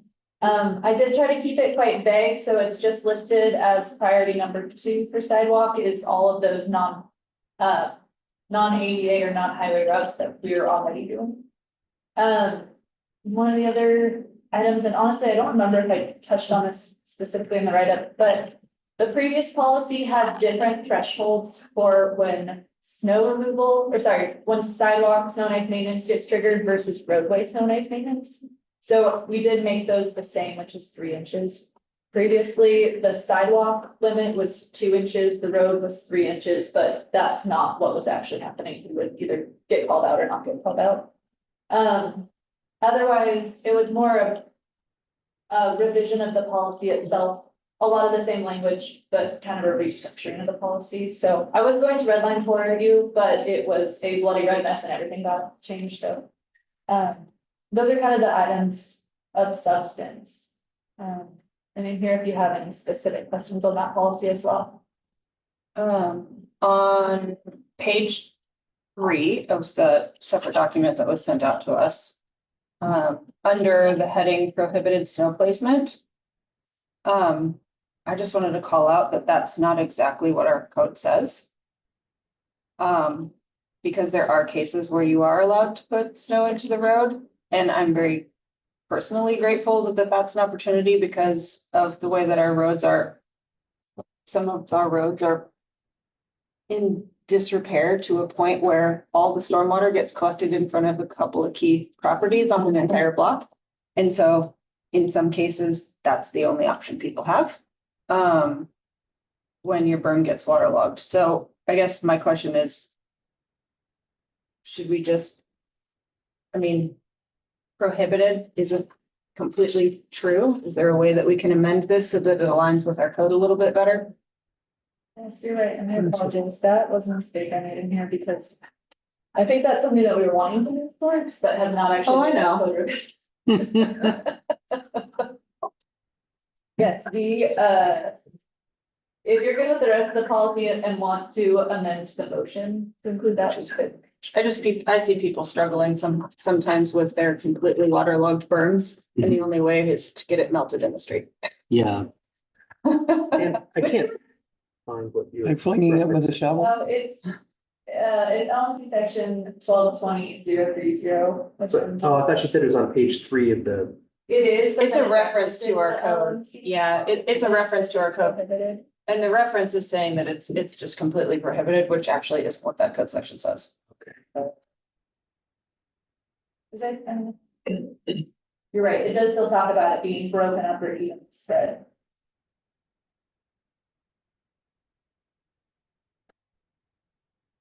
Okay, so make that amendment when you make the motion. Until we amend that section. What's that? I said until we amend that section of code. We'll see. Yeah, we'll still make it. We're not talking about that tonight. Yeah. What other questions on the policy? Yeah, so mine kind of connects to that. Yeah. We're just trying this for a year. So is it kind of a trial thing? Well, that's what we talked about and, I think I wrote that in here. Yeah. But at the end of the day, if the resolution is gonna be adopted, our intention is to continue this conversation. But the Right. way it's written is that we are adopting it, without a, Conditions. without a time period in which it would expire. So this is the policy and then we will continue talking about it. Well, and just but- like all our other policies, we could Yeah. amend it. readdress them. Yeah, if it Okay. doesn't work. I think I think that's an important part. Yeah. Is no, Check and see how it's working after this Yes. winter. yeah. Yeah, I completely. The other question I had adjacent to that, Andy, was so come spring, you get these big snow piles Yeah, and you're trying to reduce big pile in front of your house. So my technique has been to throw it out on a nice sunny day when I know it's gonna melt within 2 hours or less. That's what I do. And I'm wondering, do I need to, As of now, no. as of, Right now, our code allows you to do that. yeah. You get to spread it evenly in the Yeah. hot, the hot asphalt of the street. Right. So as a council member, I don't want to be in, poor standing with my neighborhoods, but I do think it's a very practical thing. you gotta get rid of that snow and, it's gonna be gone in 2 hours, so, what's the harm? I did have I actually had a neighbor say, I said, Norm, you're wrong, I can do this, actually. But he was Well, pretty sure I I could. think that is why it's important that we, but to Ann's point, clarify that in the policy, because Yeah. I'm sorry, that was my fault. That was wrong with what it actually says in the code. You can be in good standing with your neighbors. The public works team might be trying to like about it. Well, I think part of that too, it does just depend on the amount of snow. Technically, it doesn't say like, okay, if you have a half inch or less that you're spreading across the street, that's fine. So I think the issue can come in if someone, or if you have a large storm and someone now goes back and spreads all of their snow across the road. takes a snowblower and puts it back in the street. That's not what we're after at all. That's not our goal there, but. Right, that's not cool. Nobody does that. Yeah. Maybe not in your neighborhood. So Ann, you gonna make an amendment? Yeah, make a motion and get your amendment Hold on, into let me it. get out of the extra email we got sent. Find it.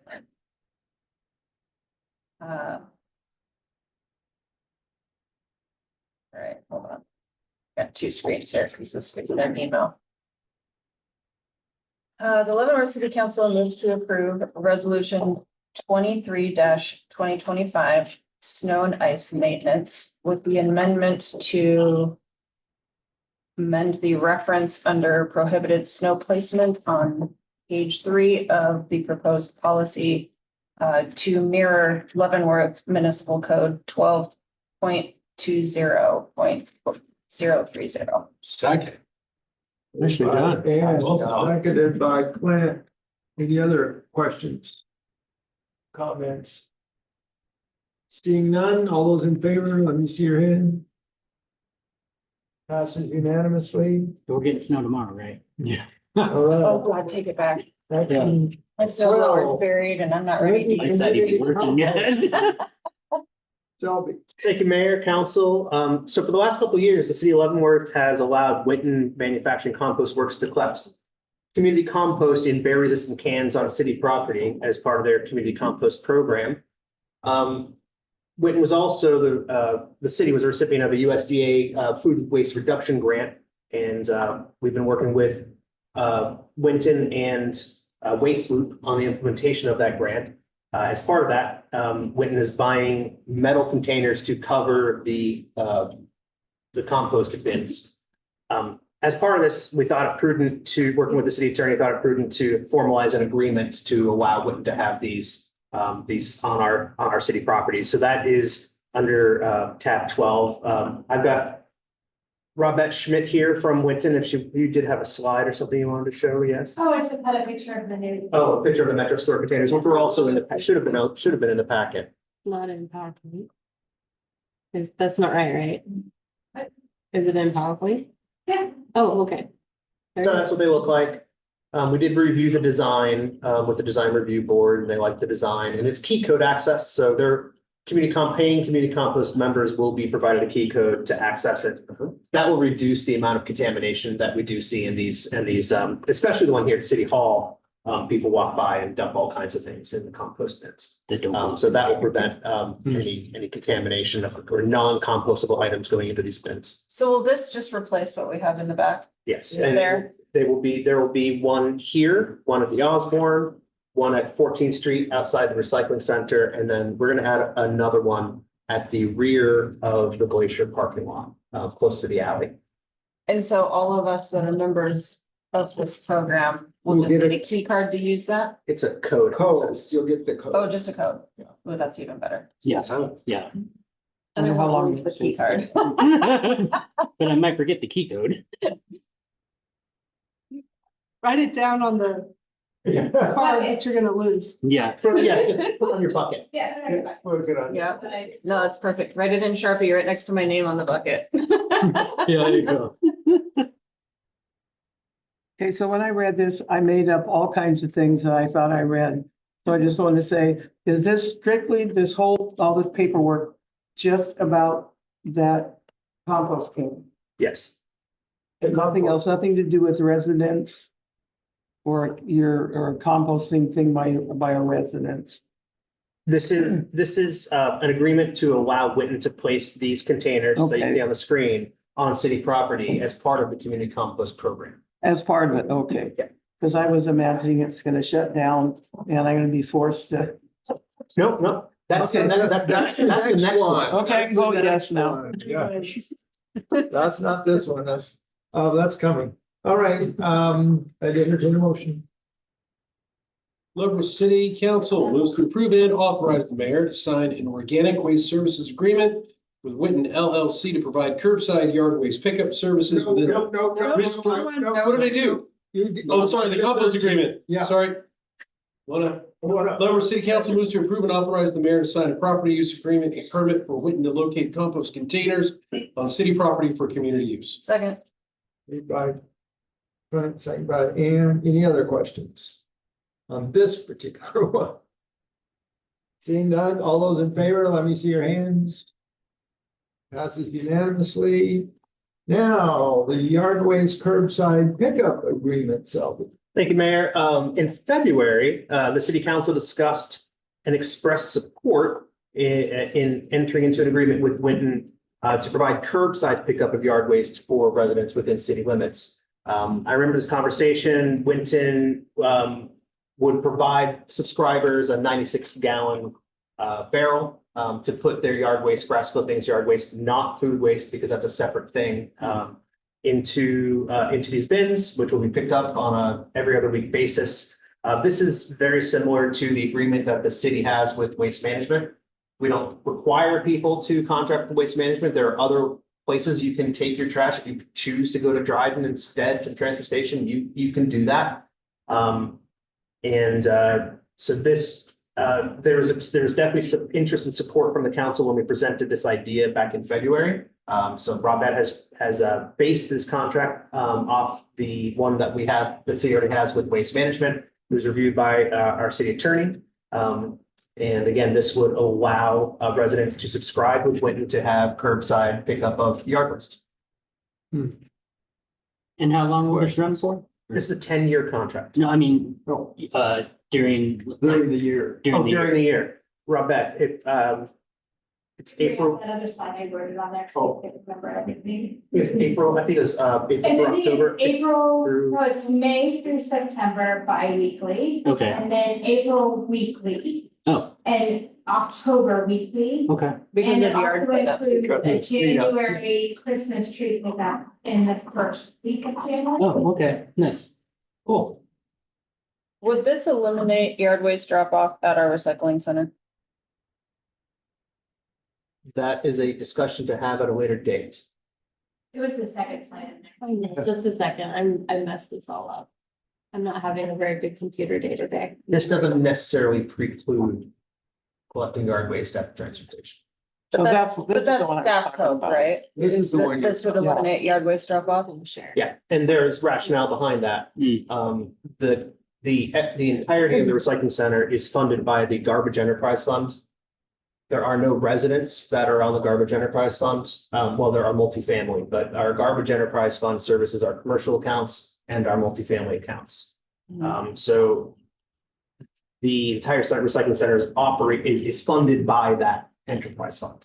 So it's not funded by tax dollars, it's not funded by residents, it's funded by the Garbage Enterprise Fund.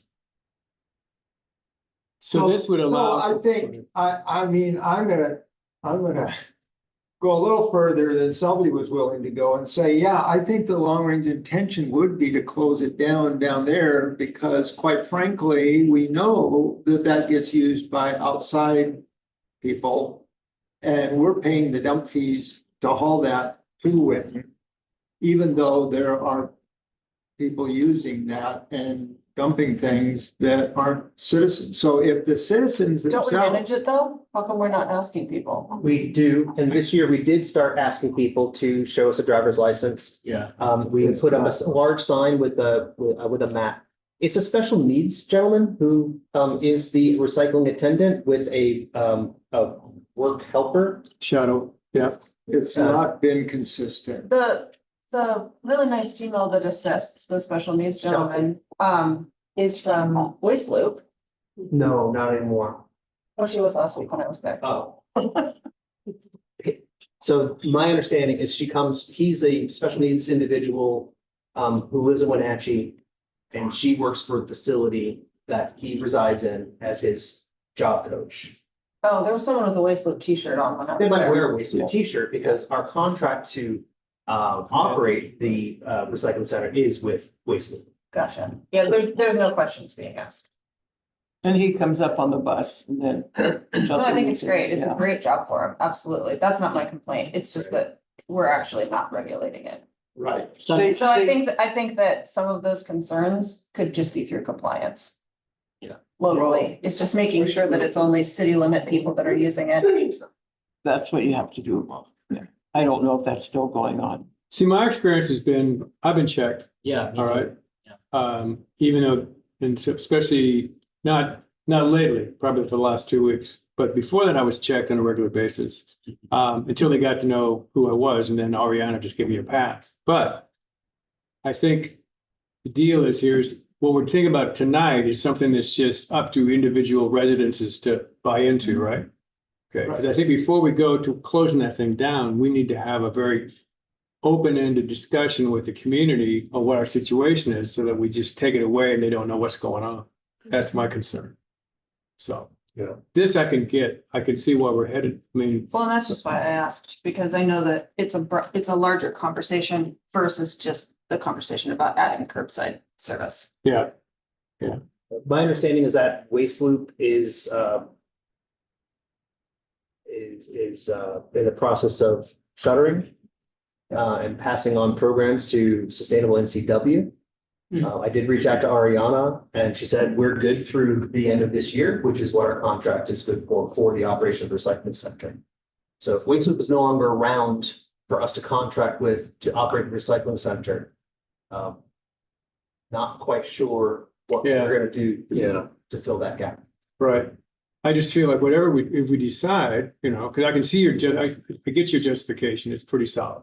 It's just that I wouldn't throw this at the community and just say, hey, this is closed now. Either you take it to Winton yourself or you buy into the program that Robin had. Well, we still have, and I mean, one thing that still is independent is the spring cleanup and the fall clean. That we pick up to 4 bags, right? Right. On a weekly basis for 3 weeks. Yeah, I think 3 or 4 weeks, I can't remember. Great. 3, I think, but anyway, so that's been an independent thing from that other end and that can address a lot of that community, and again, that's a known thing because we're only picking up within the city, right?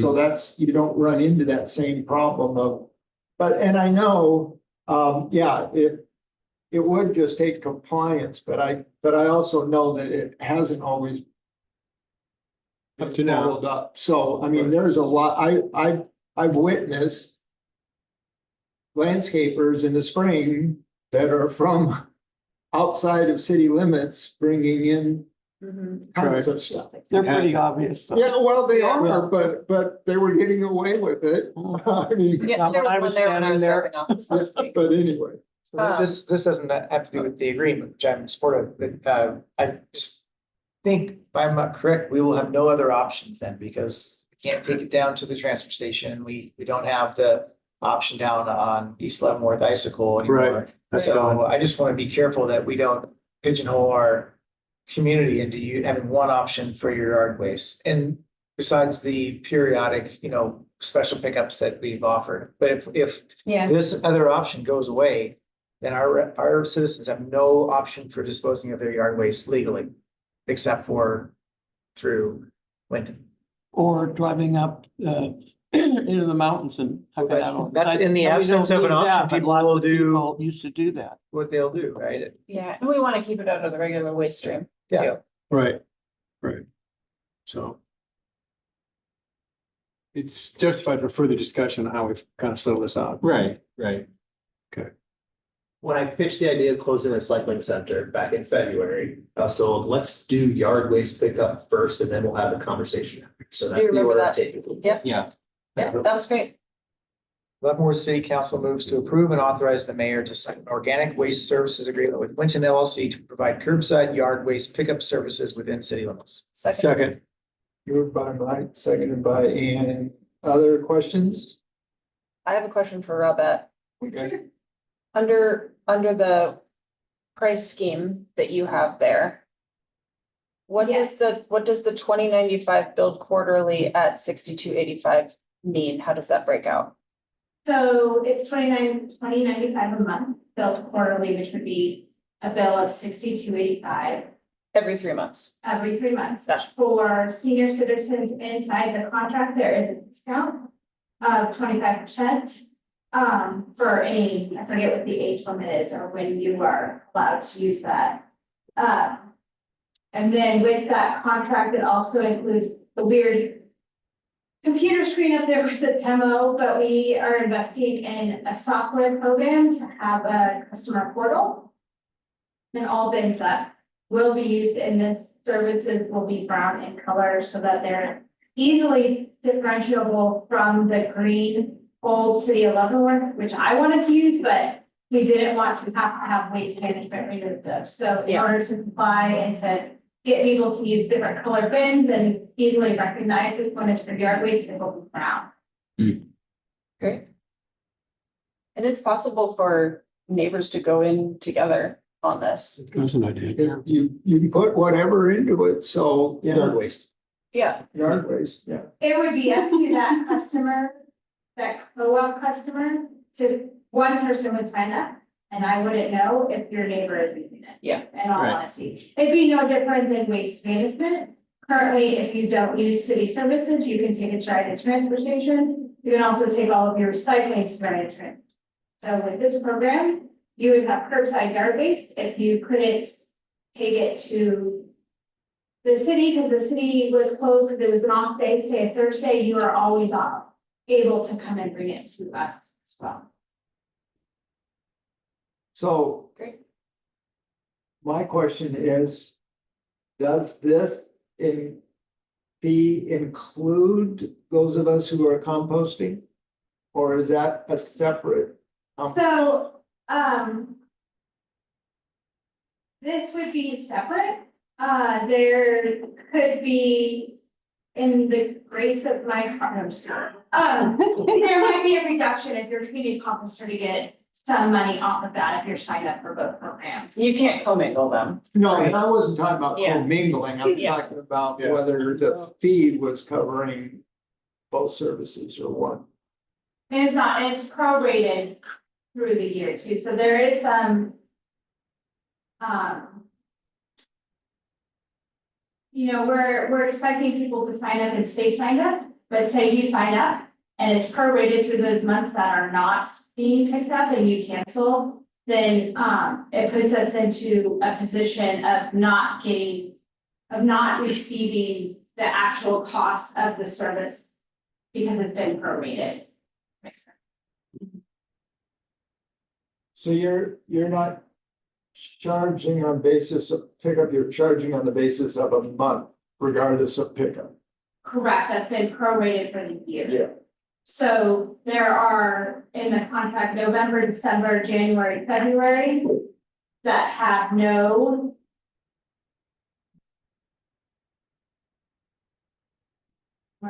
That have no pickup. And so in order to keep costs more even throughout the year, instead of putting it only on the months that pickup is occurring, that's why it's prorated. Which is no different than what waste management does with yard waste collection, say in Wenatchee. So this is billed this is billed at essentially just under $21 a month, You're up. 12 months a year. To cover costs. Yeah, and I think when we figured out the per pickup rate, it was $10. A yard of yard waste at our facility, which would be 2 bins, costs $50. Basically, you're paying for a yard of yard waste that you would have brought to us, and we're charging you $5 for that pickup. This is a great opportunity to make nice with your neighbors and go in together. Yeah. I don't make that much yard I waste, don't- but I I think don't this either. would be a great Any opportunity. Yes. What's that? Nothing. Oh, you too. Sylvie doesn't even water his yard anymore. Okay, any other questions? We're ready for a vote. All those in favor, let me see your hand. Oppose? Abstain? I'm abstaining because it's swirling around in my head. Okay, well, we'll let it swirl a while. Okay. So passes 6 with 1 abstention. All right, action item 14, task authorization 2025-08. Brantley. Good evening, everyone. The city council is being asked to review and approve task authorization 2025-008 with our dual group to provide the city with an ADA self-evaluation transition plan. The American with Disabilities Act required public agencies, i.e. cities, to evaluate their facilities and infrastructure on a periodic basis to determine if there's any barriers in the, that any infrastructure that doesn't comply with the American with Disabilities Act. So, been working with Ardura to scope out as a project to do that. And essentially what Ardura will do is go out and evaluate again, parking lots, sidewalks, programs, crosswalks, those type of things across the city. And the big thing that will result from this project is a prioritized list of locations that can be or need to be repaired so that we can comply with the ADA. The total cost of it is estimated to be just over $106,000. We built in a little contingency because we're concerned that once we get into the field work portion of this work, there may be some additional work that's required, maybe some additional survey work or something like that, depending on how it plays out. So that's why we listed it at $120,000. Any questions? So this doesn't include, this wasn't clear in the write-up and the attachment, so I do appreciate your additional context. This does include evaluating all of our municipal sidewalks and curbs and ADA. ADA, what are those yellow pads at? Intersections, all of that stuff, yeah. Absolutely. So that's a part of this? Yes. That's great. We've kind of talked about evaluating whether or not all of the sidewalks are passable for some time, so. Yeah, and we realize it's an issue that we're working on to, basically to identify these locations where we go out there. I don't want to go on too far of a tangent, but Sharon talked to me one day when Andy and I were out for a walk. She actually pointed out a couple of things that were, quite honestly, I'd walked by 100 times and never even noticed it. So that's definitely on this.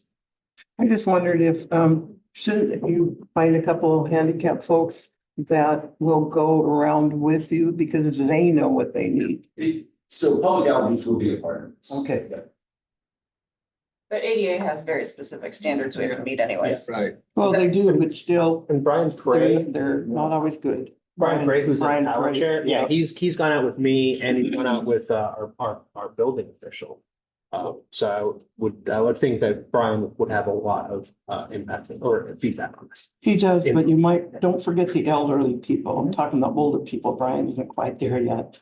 But he's more mobility limited than. He's Most a great guy. I just think that sometimes the people that need it the most, somehow it goes over his head, and that person could have really helped. Yeah, and to Ann's point, it is very clear cut what is required of American with disabilities. That's why we have Brantley and then bring in the technical experts. All that anecdotal evidence will be incorporated in the public comment period, but that's not how we're completing the survey. Apparently, the city has never done one of these evaluations. Not that I'm aware of. Okay. We haven't been required to until we hit 50 employees. Oh. Seems like a weird That's the protocol trigger. What is that? to have city employees from city facility evaluate. He does weird things in all of our departments. Okay, I was just curious. So Bradley, this is just the assessment cost? This isn't actually really repair or is it? Yeah, as part of it, we will have actually cost estimates for the repairs, but right now this is just. to Assessing. assess the whole city. Provide a list of locations that. And is it correct assuming that actually by city code that the people whose sidewalk is adjacent to their property, they're the ones who are responsible for actually fixing it? We are bringing that back to you as another discussion item. All right, fair enough. That's what our code says now. That's what it is, right? Good enough. Is there, is the reason why we go to, I probably know the answer, but, why do we go to consultants for this? We spent $110,000 or more. Would it make sense to have a dedicated employee who can be an awesome consultant for all these things we keep authorizing? Or is that too much specializing that we could do with one person in-house? At the end of the day, we have Brantley and we currently have a part-time staff engineer. That's the full capacity we have, and their time is currently entirely devoted to other projects. So with this level of detail, we don't have the staff capacity to do so in-house. And really, that's the function of a lot of our different projects. That is why we bring in consultants, because they have the specific staff, and then they can also scale up and down, you know, depending on the other consultants to balance out their workload. If we were to bring, again, I think this might be a bigger conversation. But if we were to get away from consultants entirely on the engineering side of things, we would need a much bigger staff, which then, I know Chantel, as we're talking about, there's always a recession in the future at some point, then the impacts to staffing was that much greater. So. Job opportunity. I think she hits it well with the expertise level. You know, you can have a person that can do a project like this, but then this same person isn't gonna have the skill sets to do the next consultant agreement and the next consultant Right, agreement. right. So we like- definitely have a lot of consultants that have Yeah. specialties. Yeah, makes sense, right? I could do my own IT, but Shane does a way better job than I could do. I love contractors, right? Yeah. I love you too, Travis. Great question, Mike. Yeah. I appreciate that question. I think for stuff like this, because they're more like specialized one-off projects, it makes it a lot more expensive for the city if we don't use a consultant because of capacity and bringing on a staff member. There's a lot more cost than just this project for employing a full-time staff member, paying them all the great benefits that the city has for all the employees, those sorts of things. So it ends up making it pretty expensive for the city. What funds do these come out of again? Street fund. Street fund. This is already budgeted. Yep. Okay. I think we had it budgeted at $300,000. We It actually do. is. They're what we were anticipating for this original. It's great. Yeah. Mike, really quick, the only other item that's coming to mind on that too is just timeline. Yeah.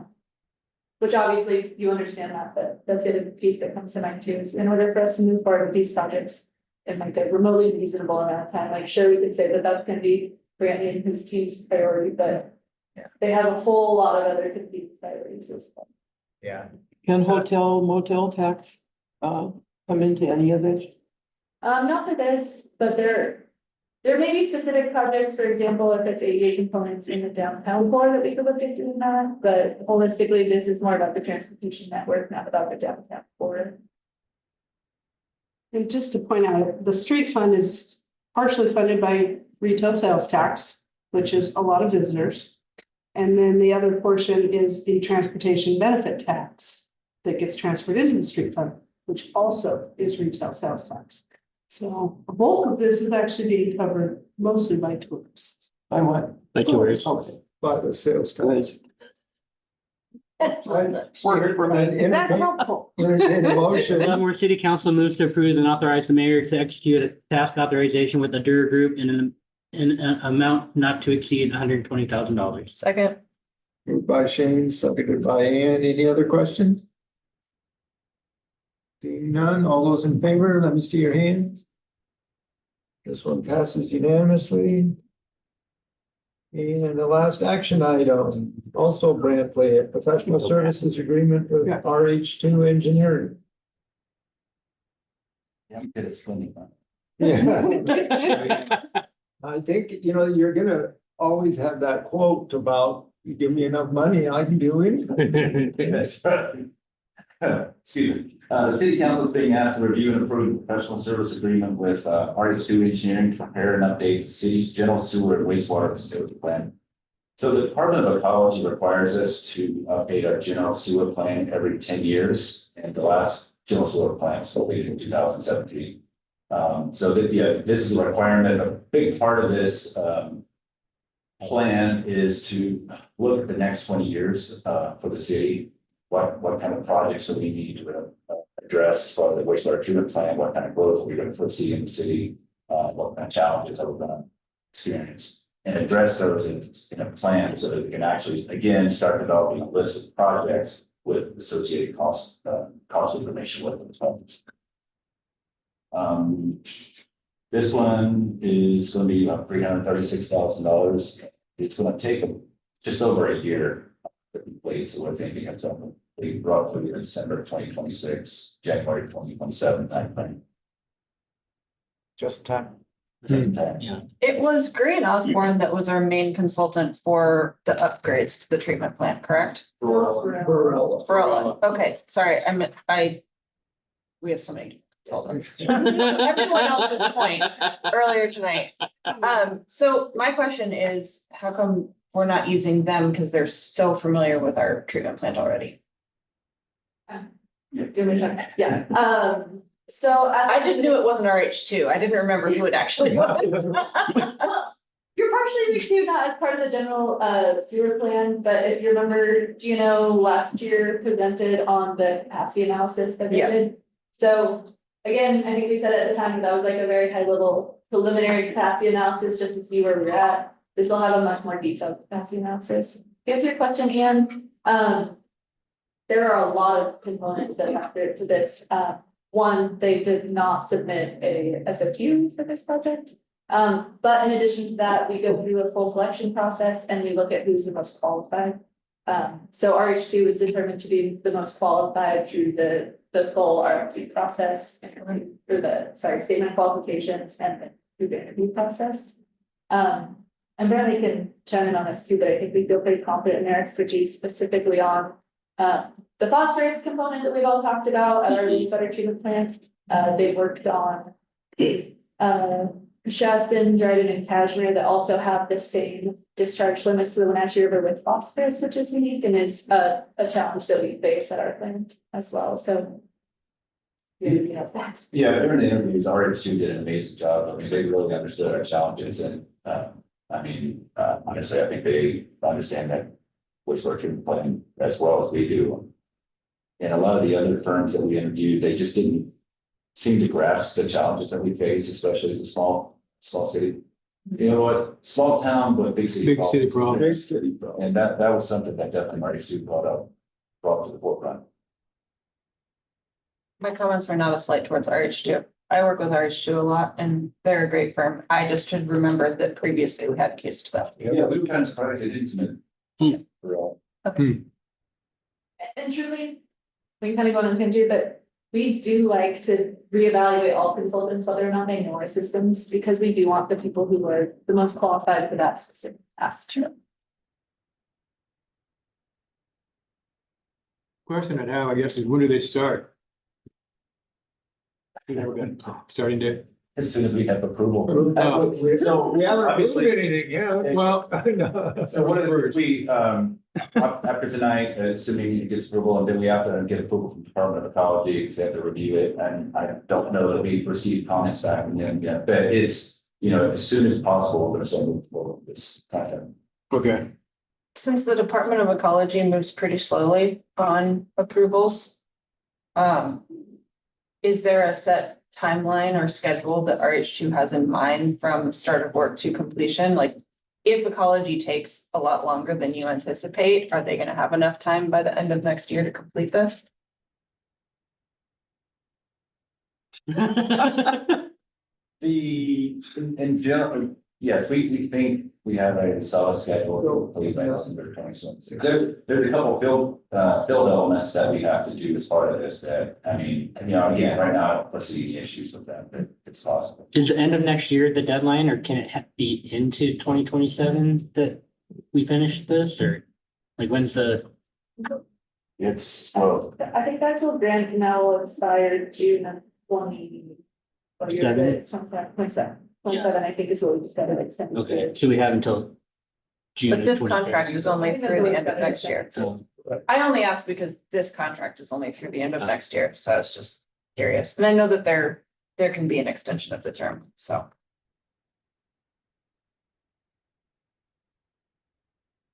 Okay, I would entertain a motion. The Leavenworth City Council moves to approve and authorizes the mayor to execute a professional services agreement with RH2 Engineering for the general sewer plan and with an amount not to exceed $336,000 pending approval of the scope of work by the Department of Ecology. Second. By Sharon, seconded by Ann. Any other questions? Seeing none, all those in favor, let me see your hands. Again, passes unanimously. And that's our last action item. We'll go to council report. Sharon. I do not have one. Whoa, are you kidding? Wait a minute. First shaking. I've been otherwise limping around. Oh, I'm sorry, Sharon. Clint. No reports. Ann. I also don't have a report. All my meetings are in the second half of the month. Oh, please. Yeah, I have reports. Hey. So I met with the museum on August 13th. Part of the things we talked about still was, well, first they're having a volunteer appreciation thing at the Grange coming up Wednesday, tomorrow. They're still negotiating with the state level on the Grange building itself. There seems to be, there's just some issues there they haven't been able to resolve, but they're moving toward where they can contract with the state agreement that they can use that building for lots of multi-purpose things the museum would like to do. So that's kind of that, but that's going on. On August 28th, I met with, and Mike also with the Housing Advisory Committee. And we talked, hopefully you got some notes on that. We talked about different issues about bringing what our next steps were. Doesn't look like we're going to get the CHIP program as part of we don't have any contractors that are signing up for that or have the time to do that. And that's about what I had out of that meeting.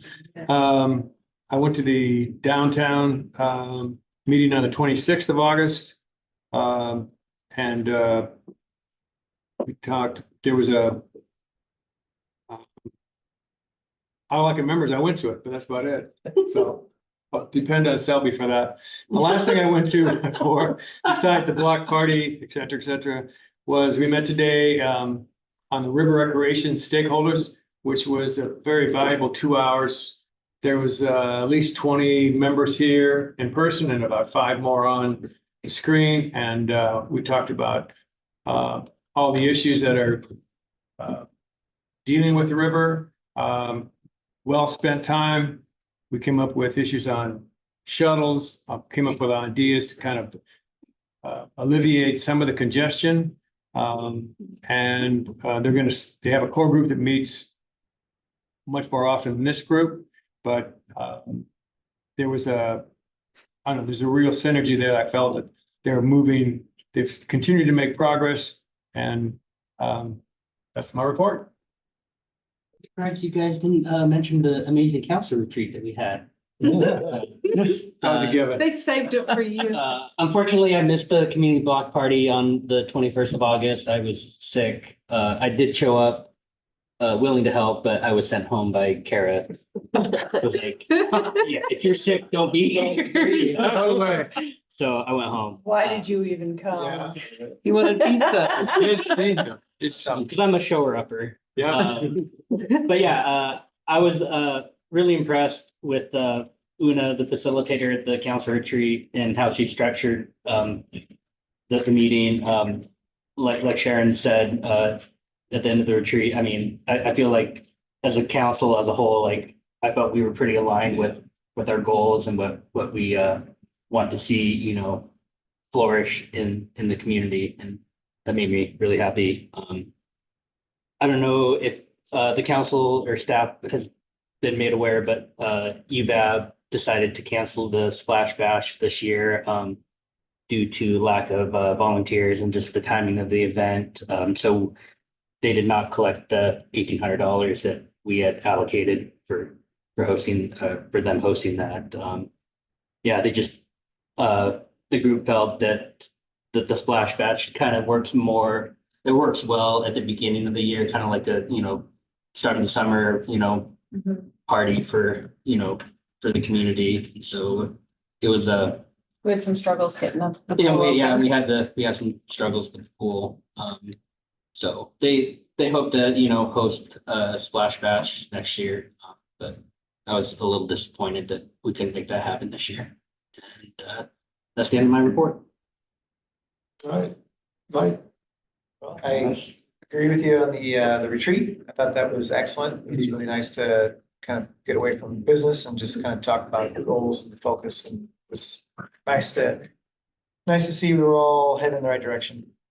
I did attend the block party and slung some burgers and hot dogs for a while until I had to leave for another commitment. And it was really fun. I think maybe if I was there longer, it would have been nice to go actually and see the tents and interact with the community out there. But in light of that, it was really fun serving the community. And then, like Zeke already said, downtown steering committee on the 26th. There was some interesting stuff that was floated by Troy. Remember the name of that? Formula Retail. Formula Retail, That's yeah. right, Formula Retail. Yeah, so some towns have been making an effort to have a policy specific in place. Right now, we've enjoyed a really great diversity with our retail and restaurants, things that are primarily not chains. But we don't have a mechanism in place to prohibit that or an evaluation. And so we could have somebody come in and open up a store that maybe isn't quite what we're looking for here in Leavenworth, and we don't have really a way of resisting that. So it'd be really interesting as we pursue maybe some remedy to that. I'm all for that. So does that make sense? Yep. Yeah. And then Housing Advisory Committee on the 28th, and that just continue to work the problem. Yeah. That's all I have to report. And Travis? Yep, I'm sorry to have missed the community picnic. I know I enjoyed that last year, watching and listening to kids run around and see the booths and actually the community interacting with the different booths and serving the community. The PRSA meeting is coming up this week on Thursday, and then I'm personally traveling to Washington, DC for lobby days, meeting with in small groups of 8 meetings a day through the Congress and congressional members and Senate members, Rand Paul and Rand Paul and Senator Cantwell are on my list to meet with, which is great. Going with the two coalitions, Renew GSP, which is a kind of a tariff coalition, and then We Pay the Tariffs coalition. So DC lobby, here we go. I'll relate to them because I'm an elected official, right? It's like same. I'll float that by the first couple, see how that lands. Good luck with that. Don't forget your name tag. Yeah, don't forget. Don't lose your phone. Yeah, or my wallet. I lost my wallet 2 days, like traveling to Burning Man. I left it at a hot springs in Southern Oregon. Oh, no. No, it's okay because I made a photocopy of my license, which I lost the first night of Burning Man. With your phone. And then my phone lost 3 days later. And then Jody lost her phone that day too. Anyway, it's Okay. Yeah. Well, all right. That's the end of my back. report. Yeah. Good to be back. Normalcy. Thanks, guys. All right, just real quickly here, I got today to go to the open house and opening of the Autumn House, the new apartments which was, yeah, it was a good experience. They've done a quality job. not the most affordable units, but they are going to be occupied with permanent residents, and that's what we need is more residents here, so. And we'll keep working on the affordability side. Next week, I'll be off 3 days for board retreat for Association of Washington Cities.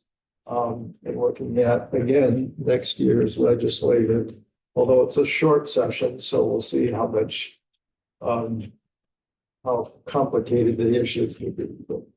And that's about it for now.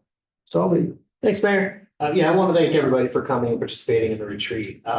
I agree. I think Una did a great job, and the mayor and I have a meeting with her to recap and determine how to move forward with all the work that you guys did. And that meeting is on Tuesday. So you haven't heard the last about the retreat and the goals you guys set. And I also had a meeting with a subcommittee of UVAD. You'll hear more about this on October 28th.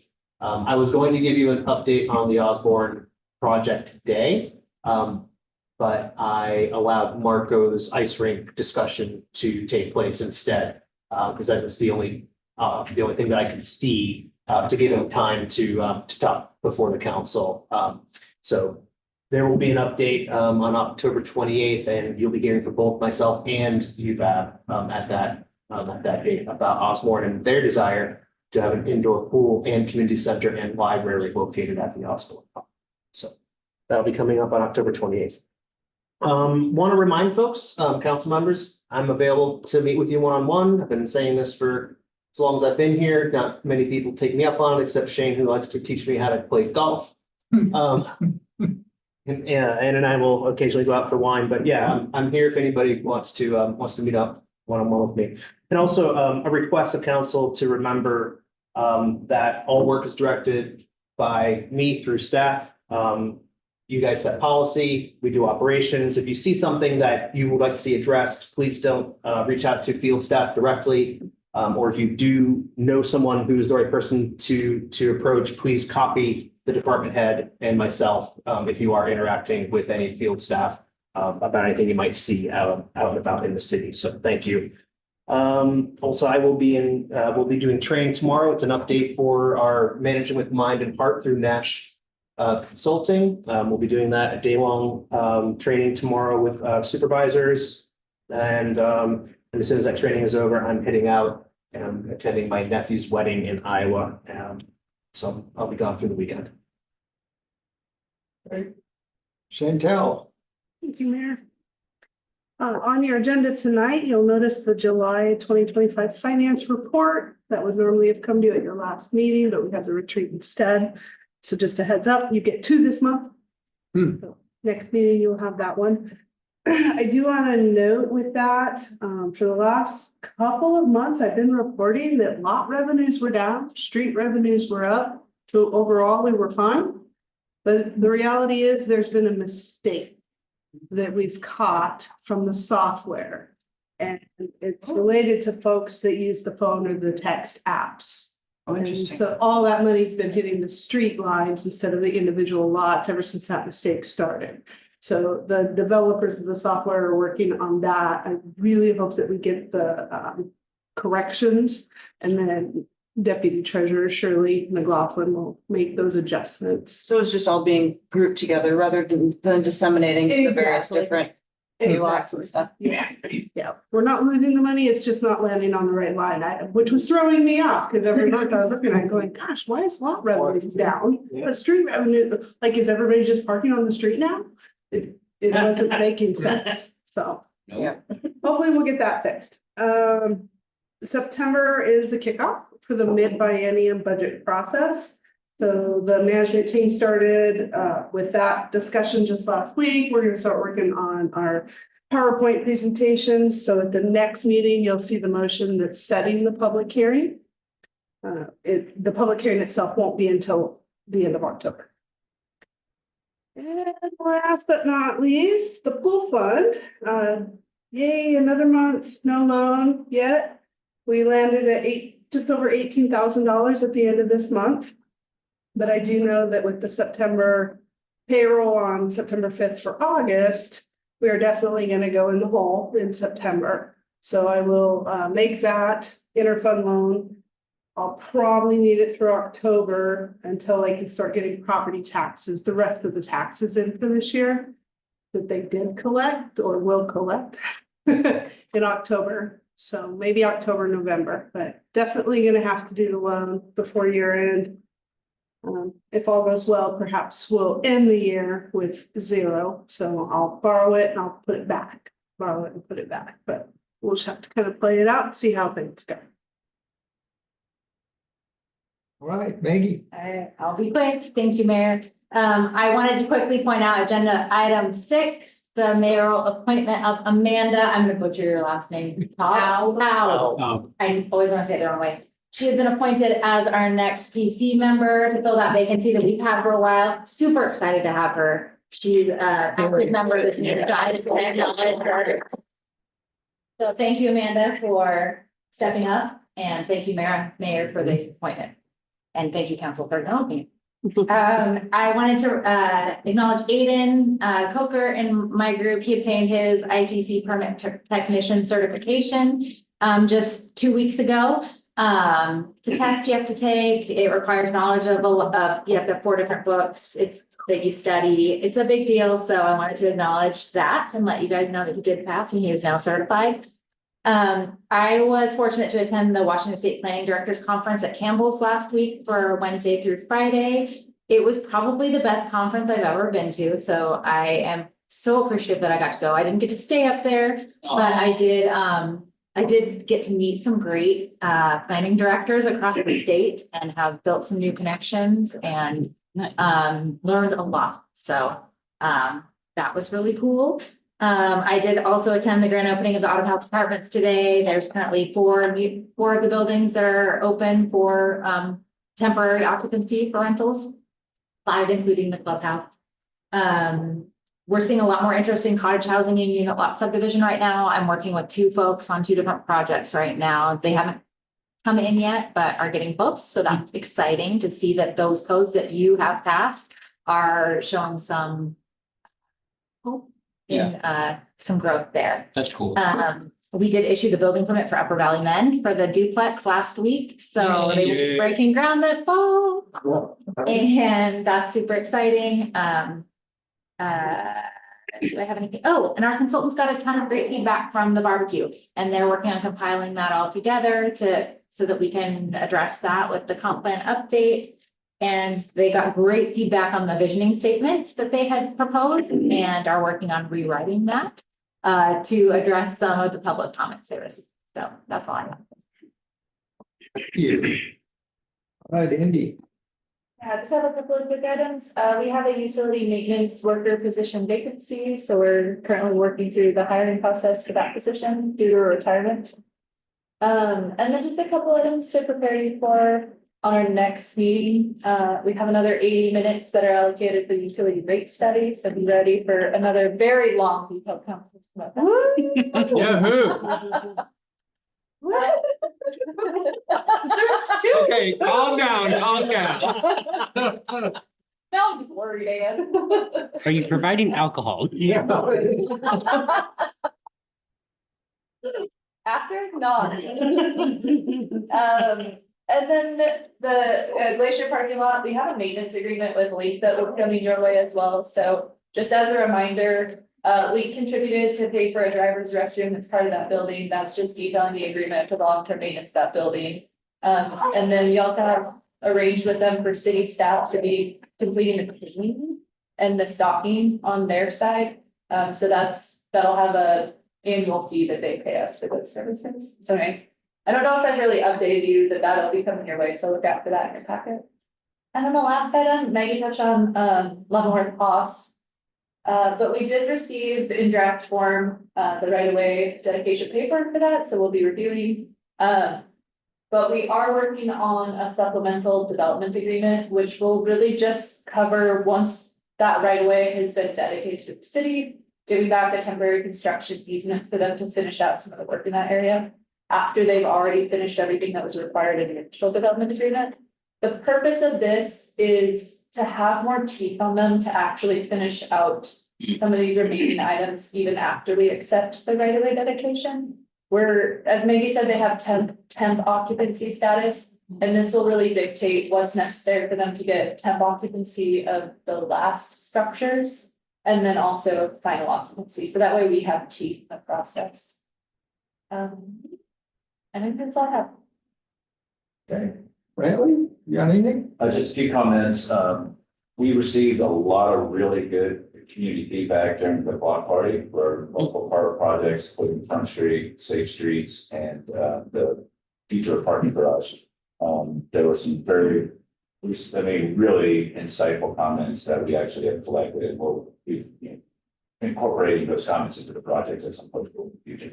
Another thing, you guys will see me at a future council meeting, currently working on an asbestos abatement project for the Homer Osborne School. And then also working on some parking lot repair projects, and we're kind of putting those things together currently. And Mike, we're actually working on that one in-house, so.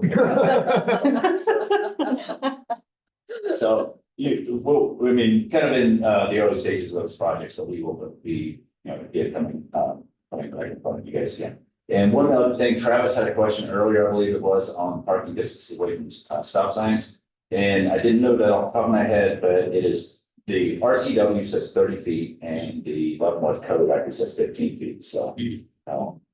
So that's the answer. That's great. I'll make notes and take pictures. And complaints, and submit complaints. Yeah. Brantley, can I ask you a question about Osborne really quick? Will you please remind me why we have the outdoor covered area fenced off right now? Oh, that's been fenced off for a couple of years due to vandalism, Okay. due to people breaking into the building and breaking windows in the back. I had some people at the block party ask me why their kids can't play in there because it used to be kind of a fun resource for people to use in the community. Because of vandalism. Ruining it for everyone. Yeah. That's unfortunate. Almost every window back there's been broken. That's too bad. Wow. All right. Before we sound off Yeah, here or sign off, that's how you sound up. Julio Rodriguez, the center fielder for the Mariners, is my boyfriend, but he doesn't know it. And I'm going to a Mariners game Sunday. Oh, good for you. I'm gonna tell him. Hopefully they start a winning streak again. Yeah. Yeah, they have already. Okay, Already. I would entertain a motion. I move to adjourn. Second. All in favor? Okay, bye. What? Andy and Brantley. Is my We're gonna boyfriend? get a ear check for the asbestos. All over the place tonight. Yeah. Burning Man, lost my phone. Yeah.